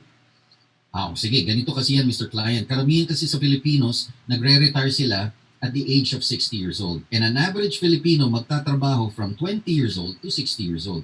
Mr. Client, ilang years po yan? Tama po, 40. And an average Filipino magre-retire from 60 years old hanggang sa average lifespan na 80 years old. Mr. Client, ilang years po yan? Tama po, 20. Kaya po siya tinawag ng 40-20 rule. Na mapapansin mo, Mr. Client, when it comes to wealth building, karamihan sa mga Filipinos, ang main focus nila is to create wealth. Yan yung main focus nila. I wanna create wealth. Ibig sabihin, Mr. Client, gagamitin nila yung kanilang talent, gagamitin nila yung kanilang skills to earn income. Yun nga lang, Mr. Client, when they earn income, they also get rid of it. Now, how does a millennial get rid of income? Ano man ang sabihin niya, you agree. Pag naubos na po yan, Mr. Client, saan po sila bumabalik? Tama po, create na naman. Gagamitin ulit yung talent and skills to earn income but only to get rid of it again. Mr. Client, nagiging cycle po ba? Yes. Just imagine, gagawin ito ng isang millennial from 20 years old hanggang 60 years old. Mr. Client, ano kaya mangyayari sa kanya pagdating ng 60? Tama po, nga. No? Or ano man ang sabihin ng client. Kasi merong malaking question mark dyan, Mr. Client. Meron kasing problema yung mga Filipinos. Hindi nila alam na may problema sila. Mr. Client, problema po ba pag hindi mo alam na may problema? Of course, it's a problem. And the problem there is, ano ang magiging sweldo mo kapag wala ka ng sweldo? Kasi mapapansin mo, Mr. Client, paano natin masusustain yung lifestyle na na-enjoy natin nung may sweldo tayo, ngayon wala na. Hindi rin natin alam kung kasya si SSS. Kasi every year, tumataas ang bilihin. Tama po ba? Mr. Client, magbabayad pa rin ba tayo ng bills pag nag-retire tayo? Yes, of course. Pero sino po magbabayad niyan? Wala na tayong sweldo. Ayaw naman natin iasa sa mga anak natin. Tama po? Which means, Mr. Client, when it comes to wealth building, hindi lang dapat tayo nakafocus lang sa pag-create lang ng wealth. We should be able to keep a portion of the wealth that we have created so that we can protect our income because that's one of the best ways for our wealth to grow. Kaso, Mr. Client, saan lang nakafocus yung mga Filipinos? Tama po, create lang. Hindi na siya nakakapunta sa ibang areas of wealth building. Mr. Client, nagiging problema po ba yan? Yes. Mr. Client, you are already 25 years old. Now, time can either be of two things. It can either be an ally or a threat. Mr. Client, you're 25. Ano po siya? Ally or threat? Ally pa, tama po. Which means whatever you do today until your last working day will determine kung anong magiging sweldo mo kapag wala ka ng sweldo. Let's say, Mr. Client, nag-ipon ka for 1 year. Kasya ba yan for 20 years of funding sa retirement? No, of course not. Or let's say, 5 years ka nag-ipon. Kasya ba yung 5 years na inipon mo for 20 years of funding? Hindi pa rin. So, Mr. Client, hanggang kailan ka dapat nag-ipon? Tama po kayo, hanggat kaya. Diba? Hanggat may trabaho. Until your last working day po ba dapat? Yes. Ibig sabihin, Mr. Client, whatever you do today, hanggang sa huling araw na may trabaho ka, yan ang magiging sweldo mo kapag wala ka ng sweldo. Mr. Client, knowing all of these things, when do you think is the best time to prepare? Fantastic. Packed. All right. Are you guys ready? Please say yes if you guys are ready to go to the breakout room. Let me just set this. At pupunta na tayo sa breakout room. Here we go. Here we go. Coach Ron, anything to add before I send them to the breakout rooms? Meron ba? Meron ba? Okay, wala Wala naman, na. Coach. Okay, so we'll give you 5 minutes to practice with your teammates. And then, paki-screenshot na po nito para hindi nyo makalimutan. And then, kung sino man na magpa-practice, you just practice the pitch. Alright? And then the others, makikinig muna sa breakout room and then you take turns. Okay? We'll give you 5 minutes to do this. Here we go.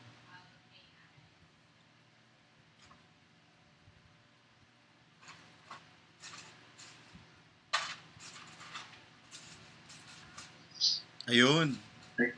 Go, James! Sino si James? Happy natin yung ano ha. Sino bang mag-share ng ano? Screen. So, the drawing pa ba or eto ng ano?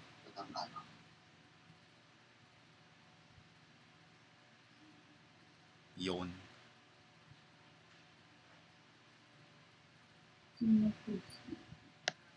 Sige.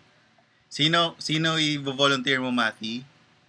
Si James. Si James Simon. Manzano. Ikaw, James, gusto mo sariling control mo or eto ng screen? James. James. Voice lang, voice. Voice lang, oo. Ikaw na mag-open ng video.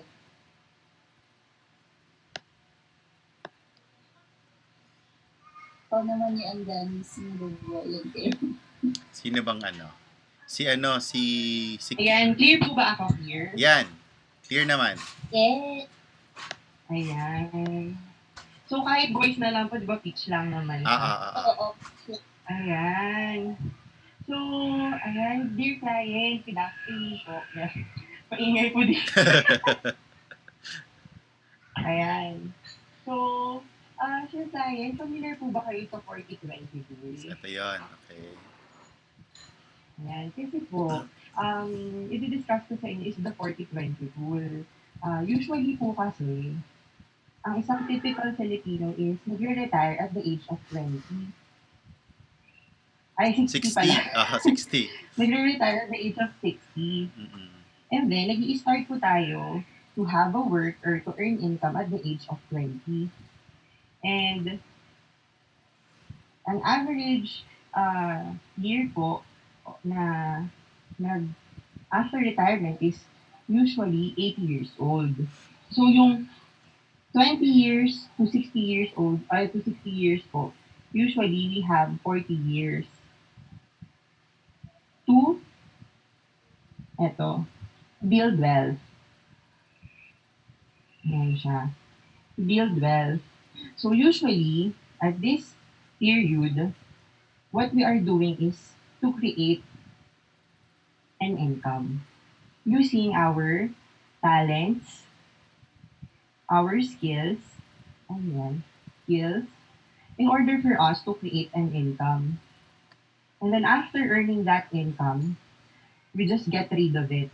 And then, ang mangyayari, babalik ulit tayo dun sa umpisa na create ulit tayo ng income. Diba ba?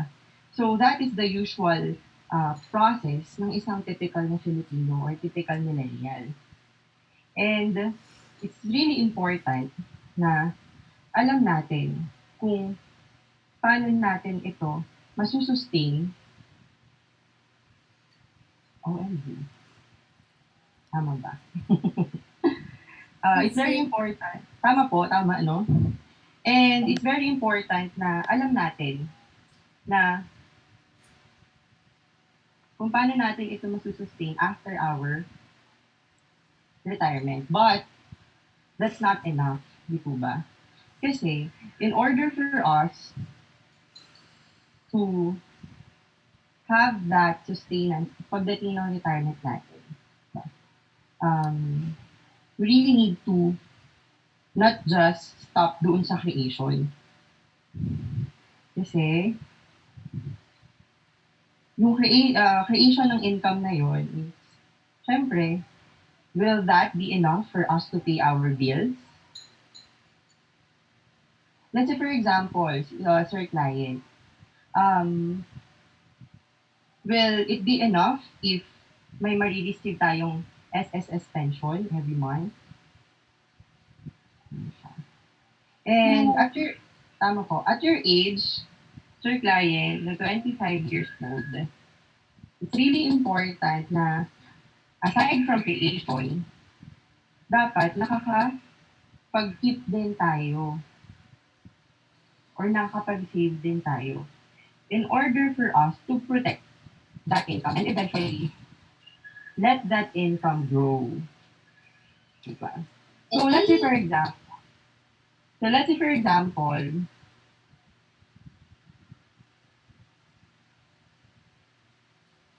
Biten.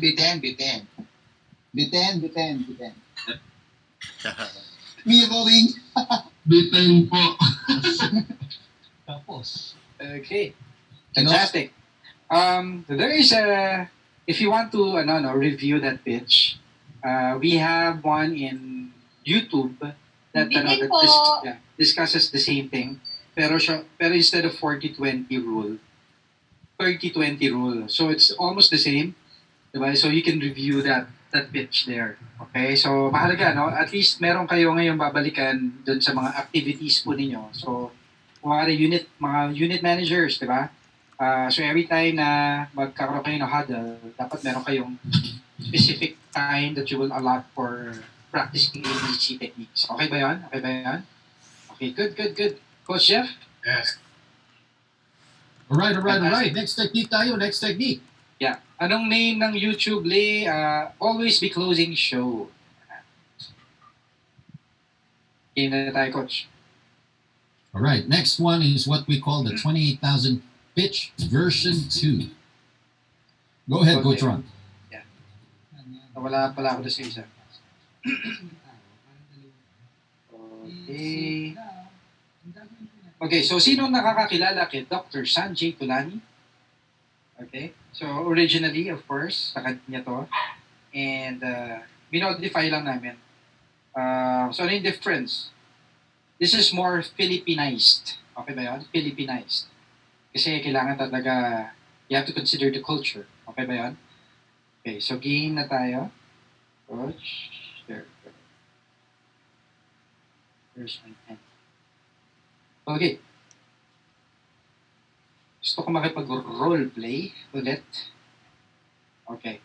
Roleplay tayo. Maganda, lalaki ulit, lalaki. Hanap tayo dito, hanap tayo ng matipunong lalaki.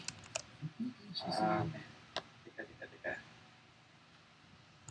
UM Arnel daw, Arnel. UM Arnel. Okay. Sir Arnel, kindly open your... Matipon na. Hello. Matipon na yung Emirates. Arnel Tulani. Okay. Okay. Pabira. Din. Di ba sir, Ay, Arnel. ka? Sir Arnel, ilang taon ka na sa Going six. True Life? 6 years? Yeah. Oh, fantastic. Okay. So, ginagamit mo ba yung 28,000, sir? Are you familiar? Before? Okay. Sige. So, game na tayo. So, Arnel, game na tayo, no? So, let's assume, Sir Arnel, that you are 45 years old. Okay na ba sa'yo? Kasi, Oh.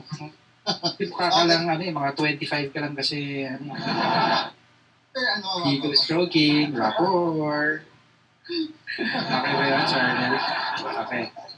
Pasado ka pa sa 25 eh. So, let's assume na plus 20 na lang. Okay ba sa'yo yan? Okay. So, game na tayo, Sir Arnel. Fantastic. So, Sir Arnel, what's your favorite number? My favorite number is 12. 12. Oh, okay. Any special reason bakit 12, sir? That's the month, nakapila na lang ako. December. Oh, yes. Pareho, sir, na sister ko. December 5th naman siya. Yan. Fantastic. And Sir Arnel, my favorite number is 20,000. No? Because 28,000 is the average number of days a man shall live in his lifetime. So pag dinivide mo yan na 365 days, that's about 76.71 years. So ibig sabihin, Sir Arnel, ang tao daw, by average, they will live until this number. Pero for the purpose of this presentation, Sir Arnel, gagawin ko na lang siyang 80 years old. O, diba? At least nadagdagan tayo ng 4 years. No? Hahatiin natin yan sa 4, Sir Arnel. 0 to 20, 20 to 40, 40 to 60, 60 to 80. Sir Arnel, nung mga 0 to 20 ka pa lang, sir, ano ba yung madalas na ginagawa natin yan bilang pagkakaan? Nag-aaral. Aral, ano pa po, sir? Naglalaro. Laro. Sinong nilalaro man yan, sir? Upit. Upit yan. Oo, tama. Naalala ko din yan, no? Oo. Tapos yung tipong kukupit ka, tapos nasisisi yung kuya, di ba? Oo. So kasi ako sa sa lalaki, kaya yung kuya yung ano. So aral, laro. So basically, yan talaga, sir, yung ikot ng buhay natin, ng kabataan tayo. And Arnel, kailan kayo nakapagtapos ng pag-aaral? Mga anong edad kayo? Ako, 20. 20, okay. And anong course mo nun, sir? And BS Nursing. Nursing. So nag-practice ka ba ng pagiging Yeah. nurse?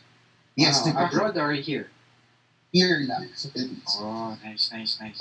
Okay. And Sir Arnel, not 20 years old, after that, no? After that, no, nag-20 po kayo at nakapagtrabaho po kayo. Sir, nag-asawa po ba kayo? Yes po. Ilan po ang asawa? Ilan po ang asawa? Ilan po ang anak po ninyo? Isa lang po, 2 years old. Isa lang. Okay, 2 years old. Ano yan, sir? Babae, lalaki? Boy, baby boy. Oh, nice, nice. And yung wife po ninyo, nag-work din po? Yes po, kasama ko po dito. Oh, that's fantastic. So, sure ganito, 2 years old yung anak mo, then, ito na yung mga panahon, sir, no? Nung 20 to 40 tayo. Ito na yung mga panahon na we try to build a family, right? Right.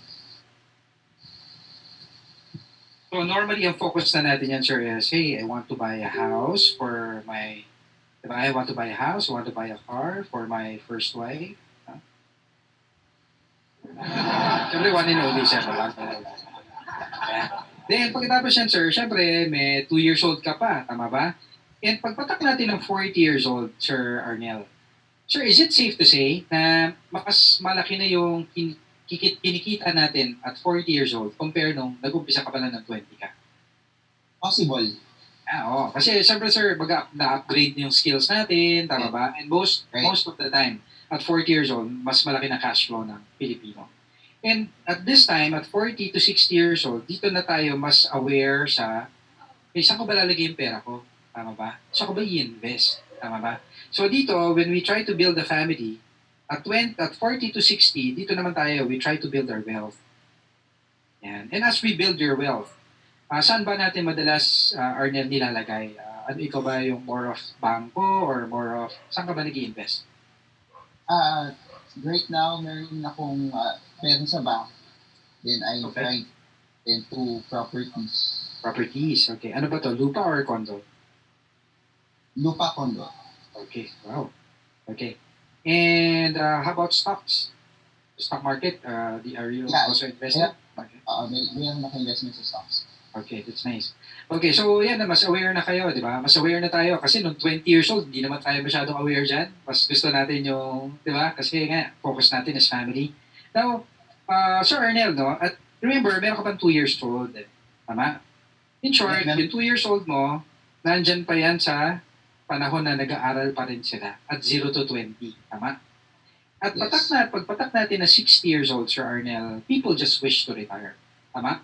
Whether you're a businessman or an employee or OFW, kahit pa paano gusto natin meron tayong lump sum na pera na kahit magtrabaho tayo o hindi, alam mo, you have a choice. Tama? Magtatrabaho ka lang dahil gusto mo. Not because you're bored and you want to do it, tama ba? You love what to do, pero not because you have to. Yan ang retirement eh.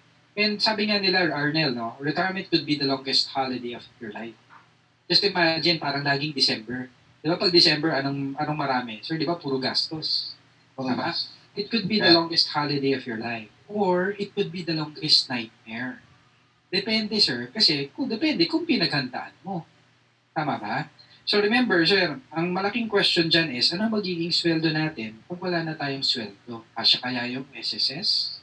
Tama? And I'm sure, Sir Arnel, hindi ikaw yung tipong tatay na paglaki ng mga anak, doon tayo aasa. Tama po ba ako? Ayoko. Yes. Ayaw namin. Okay. And Arnel, ganito, no? Ito yung pwede kasi mangyari. No? You are 45 years old right now, right? So talking about sweldo, so kalahati kasi ng buhay natin, wala naman talaga tayong sweldo, right? Pero bakit kaya, nung 0 to 20, wala ka namang sweldo, pero kahit papano, lagi naman tayo nakangiti, lagi tayong worry-free. Bakit kaya, Colonel? Kasi merong nagpo-provide for you. Tama, fantastic. You are correct. Ibig sabihin, kahit nangungupit tayo, it is real. So, worry-free tayo, Sir Arnel, kasi, not because kumukupit ka, pero ibig sabihin, kasi somebody's providing for you. Sure, ito kasi malaking katanungan na kailangan maisip mo, di ba? Oo nga, no? Is yung, by the time you retire, tama ba? By the time you retire, who's gonna provide for you? Tama ba? So, yun po yung malaking tanong kasi anong magiging sweldo natin pag wala na tayong sweldo? And most people don't know that number. So, sa akin lang, sir, ganito, no? You are 45 years old right now. Tama? Sure, yung mga sinweldo mo before, sir, wala na tayong magagawa niyan. It's either gastos mo na yan or may pinagplanuhan ka na dyan. Sir, yung last 15 years mo, yan na lang yung natitira. Tama ba? That's 15 years. 15 years is about 180 months. 180 months ka na lang sa sweldo, Sir Arnel. Kung nagkataon na last month pa tayo nag-usap, or next month pa tayo nag-usap, sir, 179 na lang ang pag-uusapan natin. And so on and so forth. Paunti na ng paunti. Diba? At sa akin lang, Sir Arnel, based dyan sa pinakita ko sa'yo, especially about time, sir, anong na-realize mo, sir? Ang bilis ng panahon. Bilis ng panahon, no, sir, no? Yeah. Parang kailan lang, no, bago tayo naging nurse. Pero ngayon, may deadline pala. Ilang months na lang pala ako sa sweldo. And if I don't, di ba, if I don't do something about it, remember, sir, what if, yun nga, when we retire, that's 20 years. So, sa akin lang, sir, ganito, no? Dyan sa apat lang naman kasi yung kailangan natin paghandaan, Sir Arnel, o yung kailangan natin pagkaabalahan. Sure, what, di ba, you have a 2 years old and you have a loving wife. Sure, what if we are taken out of the picture? Paano sila? Paano ang pamumuhay nila? Tama ba? 2 years old, ilang years, mag-aaral pa lang yan. Tama ba? Number 1 yon. So, ano yung pinoint out ko doon? That's life insurance. Tama ba? Without telling the client na life insurance yun. Okay. Ano yung next? Sir Arnel, pag nag-aaral yung anak mo, pero hindi natin napaghandaan, ibig sabihin, di ba, hindi ka talaga naglaan for that. Hindi mo pinlano. Gusto pala maging attorney. Gusto pala maging doktor. Di ba? Pagdating ng kolehiyo, hindi pala tayo naging handa. Baka nasira pa yung pangarap niya. Sir, hindi naman lahat ng tao gusto maging nurse. Tama ba? Most of the time, lahat ng mga nagiging nurse, hindi naman talaga yun yung pangarap niya. Tama po ba? Diba? Tama. So, sa akin lang po is, di ba, mas maganda supportahan natin yung pangarap ng anak natin. And third, Sir Arnel, what if, sir, at this age, kahit na 45 pa lang tayo, sir, what if nagkasaroon tayo ng malubhang sakit? Na sobrang lubha, na critically ill ka, na kailangan mo ng 2 million, 3 million na ano nangyayari, na wipe out ang savings mo. Yung dapat sanang savings mo para sa anak mo, para sa retirement mo, pati yun na wipe out. Tama ba? Of course, na tayo makapag-work. Diba? And last but not the least, sir, what if, yun nga sir, nag-retire tayo at 60, pero sir, too late the hero, diba, hindi tayo nakapagtabi. Nabuhay tayo ng a long life. Tama? So, sa akin na sir, dyan sa apat na pinakita ko sa iyo, sir, palagay mo ano yung feeling mo na kailangan mo talagang i-prioritize sa ngayon? Hindi ka makasabi na may priority kasi lahat sila. Yeah. Priority mo eh. Yeah. So, Feeling mo sir na importante na you think na kailangan mo pagtuunan ng pansin. If you Yes, have to sir. rank them, yeah, you have to rank them. Ano yung number 1 and 2 mo, sir? Ako talaga with yung money for my loved ones. Yeah, okay. Okay. Yan yung sa akin, nag-strike sa akin the most. Okay. So I can see that you're a very responsible father now, Arnel. Kasi alam mo, lahat ng tatay ganyan, tama ba? And sir, that's why I really commend you for recognizing that. So sa akin na, Sir Arnel, is, sir, what if matulungan kita today? Would you be happy to do it for your family? Oo, sure. Sige. Fantastic, sir. Yeah, palakpakan din naman, Sir Arnel. Yes. Yeah. Okay, so how do you feel, Sir Arnel, being the recipient of this pitch? Anong mga na-realize mo? Ano yung comments mo? Ano lang siya from the core talaga siya it's the reality that half of your life talaga wala ka naman talagang income. Because and you have the tendency pa, especially if you're in on the second quadrant na, which is whether you like it or not, Yeah. sandwich ka eh. Tama. Kasi you have to prepare for your own retirement at the same time. Yeah. You have Papaaral to pa. prepare also for your the younger generation. Right. Saka sir, mas na-appreciate ko sir na ginawa ang months yung remaining years. Mm-hmm. Kasi Bigla na parang bulaga ka, no? Actually, Right. I've been using the 28,000 less than noon pa naman din, 2018 pa. Pero yung ginawang months, yung years, parang ang bilis maubos ng Yeah. Yeah. Kasi yung logic, sir, doon is, pag years kasi, isang taon, matagal eh. Pero Alpha, yung, yes. yung 1 month kasi ang mabilis eh. Kahit ba gawin mong 180 lang yan, pero since alam mo na ang 1 month mabilis, parang napaano, biglang, dito ka makaka-experience, sir, ng yung kliyente mo biglang hindi hihinga. Biglang, oh my God, biglang may realization, I'm screwed. Yeah, I have clients na bigla na lang, alam mo yung nakanganga lang, nakaganan, Sir, pwede mong, sarado bibig mo. Diba? Pero, it's reality, okay? So, ito po, ang tip ko lang po sa inyo, before I repeat it ng mabilis, bakit 45 years old? Kasi remember, kasi si Coach Sanjay, si Dr. Sanjay, ginagamit ito sa lahat. Pero pag ginamit mo kasi ito sa isang millennial, na 25 years old, visually, merong blanco. And that is time. Tama ba? Pag nakita niya na marami pa siyang oras, that can be an objection for you there. Tama ba?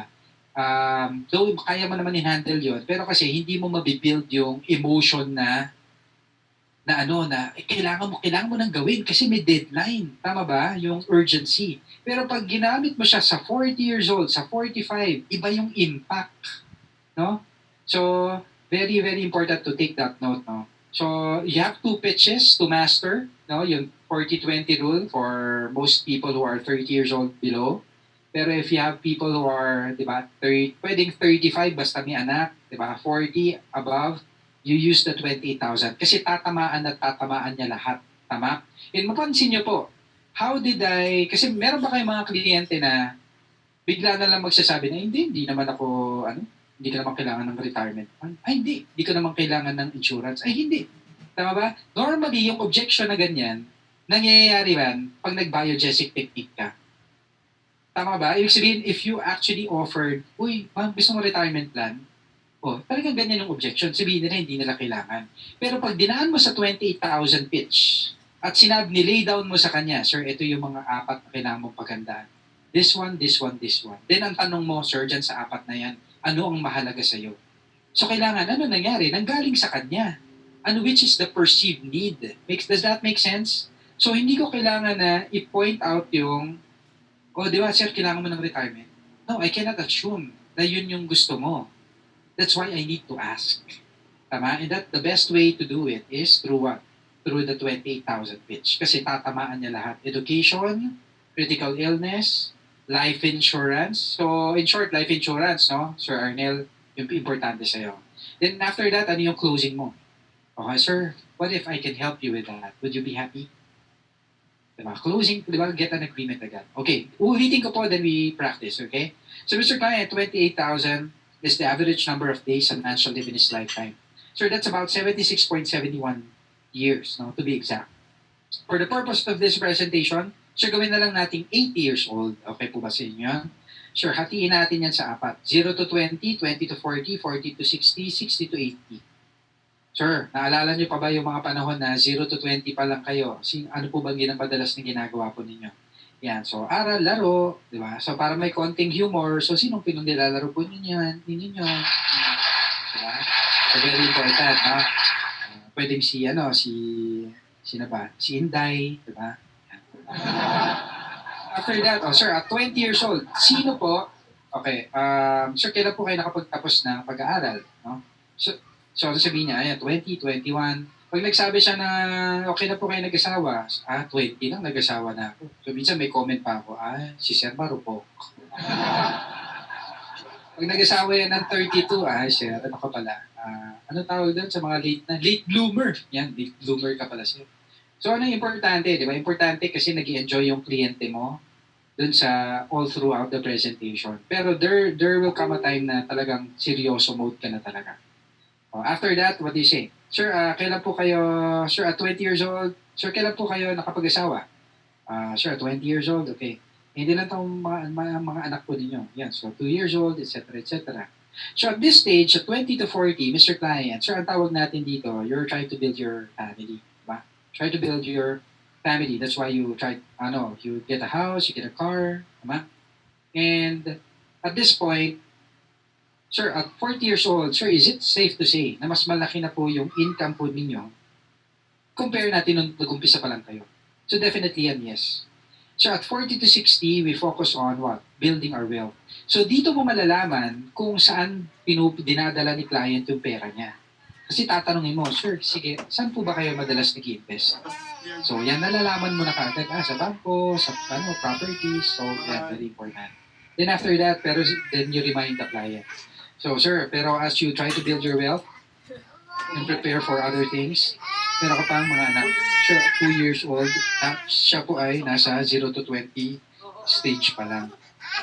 And Mr. Client, sir, pagpatak natin na 60 years old, sir, is it safe to say na, sir, people just wish to retire?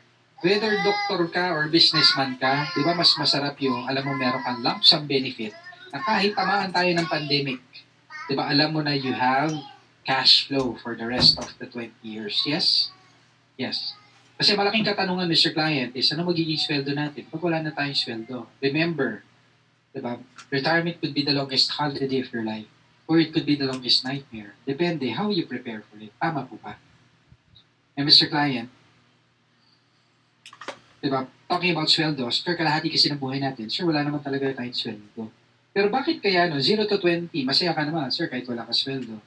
O, bigla ma-realize na, kumukupit nga pala ako. Di ba? Kasi somebody's providing for me. Tama po kayo, Mr. Client. Ibig sabihin, Mr. Client, ang tanong dyan, who's gonna provide for you when you retire? Tama? Sir, hindi naman din, inunahan ko na siya. Di ba? Imbis na unahan ko na mag-object siya tungkol sa anak niya, Mr. Client, siguro naman hindi po ikaw yung tipong tatay na aasa po tayo sa mga kids po natin. Tama po ba? Sabihin niya, oo naman, ayoko naman. Okay, fantastic. Kasi ganito, Mr. Client, no? 4 lang naman ang kailangan ko i-worry. Okay, no, sorry. Ito sabihin mo, sir, you are at 45 years old right now. Tama? Sir, you have 15 years left. Sir, lahat ng mga, di ba, naipon mo nung time na may pinaglaanan na yan, nagastos na yan. Pero yung 15 years left, yan na lang po yung natitira. 15 years is about 180 months. Sure, kung nagkataon na next month pa tayo nag-usap sa 179 months na lang yun. And so on and so forth. Biglang magbabago yung mukha ng kliyente mo. Sure, you've been working so hard. Sure, palagay mo, when it comes to time, anong na-realize nito? Biglang sabihin niya, coach, mukhang I don't have time anymore. At sa akin lang, sir, Mr. Client, sure, 4 lang naman yung kailangan ng pagkandaan. Then explain mo, sir, how do you explain life insurance? Sure, you have a kid. You have a loving wife. Sure, paano sila kung buhay ito? Diba, wala na tayo. You're taken out of the picture. Sure, what if, diba, mag-aaral yung anak mo, sir, hindi na pinapaganda. Diba? Gastos tayo ng gastos, hindi na pinapaganda. Paano naman yung pangarap nila? Diba? Next.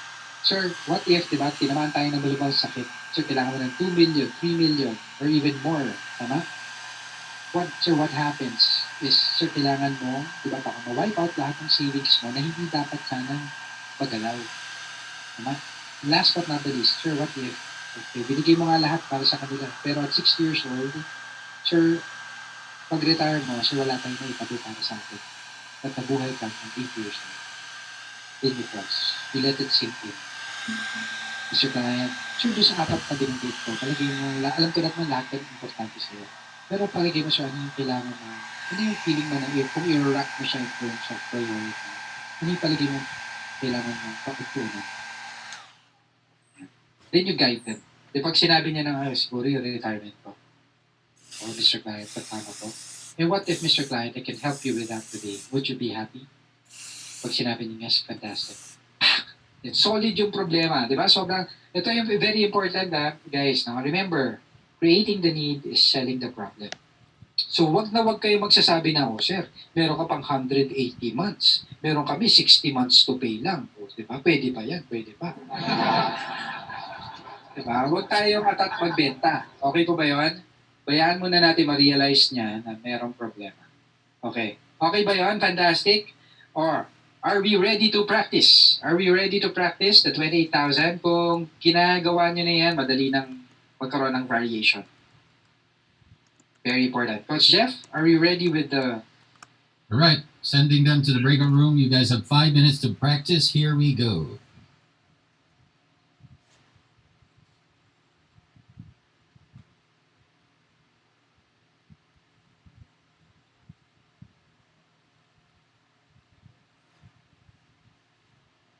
Alright. Hello everyone. Ay my God. Okay. Ibang grupo ng pala to. Sinong gusto mag-volunteer? Yun, may papasok pa. Sige. Si Aaron Academia. Would you like to try? You could share screen or use whiteboard. Alam ko pwede yata.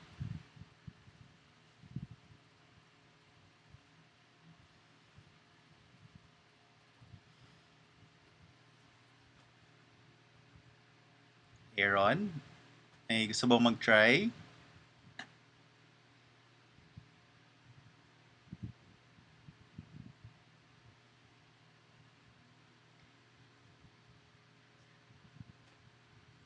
Sige, si Pam. Si Pamela. Would you like to try, Pam? 28,000.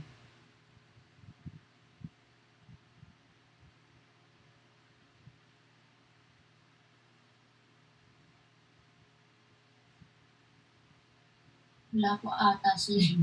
Baka po hindi naririnig. Ay, okay.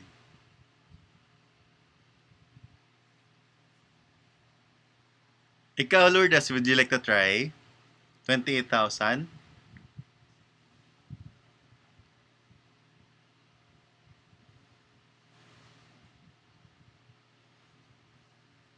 So may print screen doon.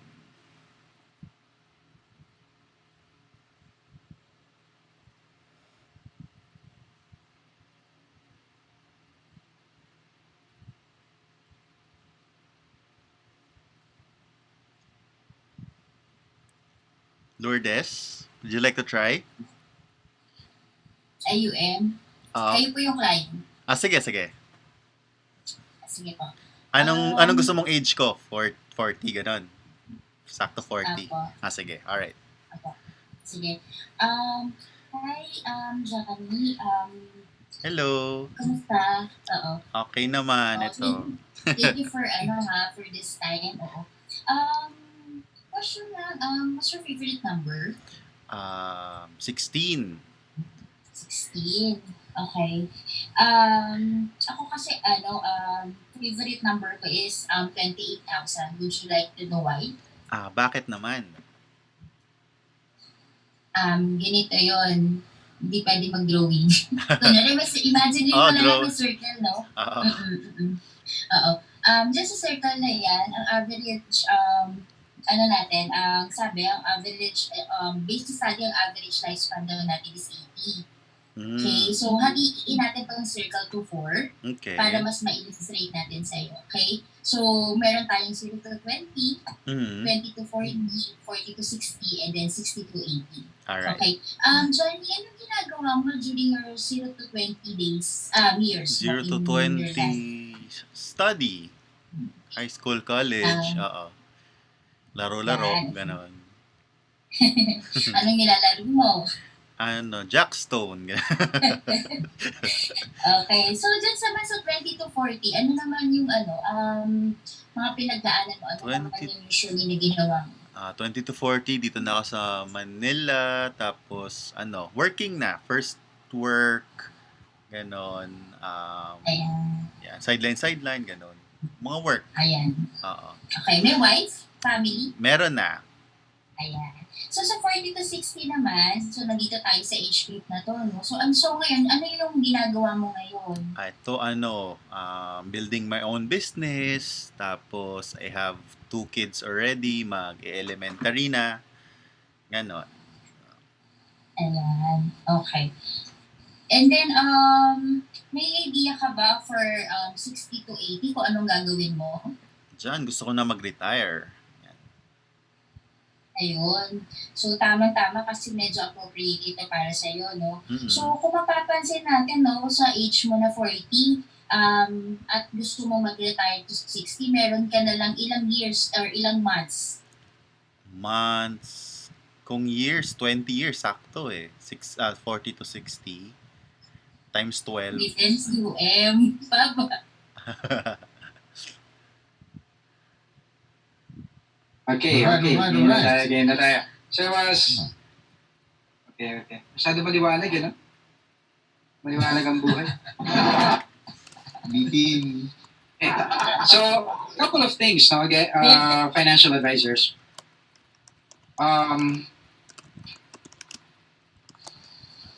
I know 5 minutes is very short. Okay, and 5 minutes is very short. But Nasa ano pa nga lang, coach, nasa nilalaro pa lang. yan, okay. Okay lang yon. Pero ito yung mahalaga po sa amin as coaches, no? Yeah. We would go to the rooms and check if you're practicing. And we would want you to practice. Kasi remember, guys, you paid for this training, right? You paid for this training. Whether you practice or not, we already got paid. Pero, this is really for you. And if we see people that, they don't give their best, diba? Syempre, that becomes a habit, right? Remember, excellence is something that we have to practice every single time, right? And so yung ibang rooms na napuntahan ko, ako na-appreciate ko, nandun pa si BM, siya pa yung nagpa-facilitate, iba, those na-shortcut, walang problema because of time. Pero I want you guys to do your best in practice as if it's a client, as if you're practicing for the best presentation of your life. Because that's what it takes to be a master closer. Do we understand? I'm telling this out of love and concern for you guys. Okay? Because we want you guys to get this right. Okay, so maaasahan po ba namin dun sa next breakout rooms that we're gonna practice? Please type in yan, okay. Yes. I want yan, okay. So because you deserve to do your best for your team and for yourself. Okay po ba yan? Okay. Game na tayo, coach.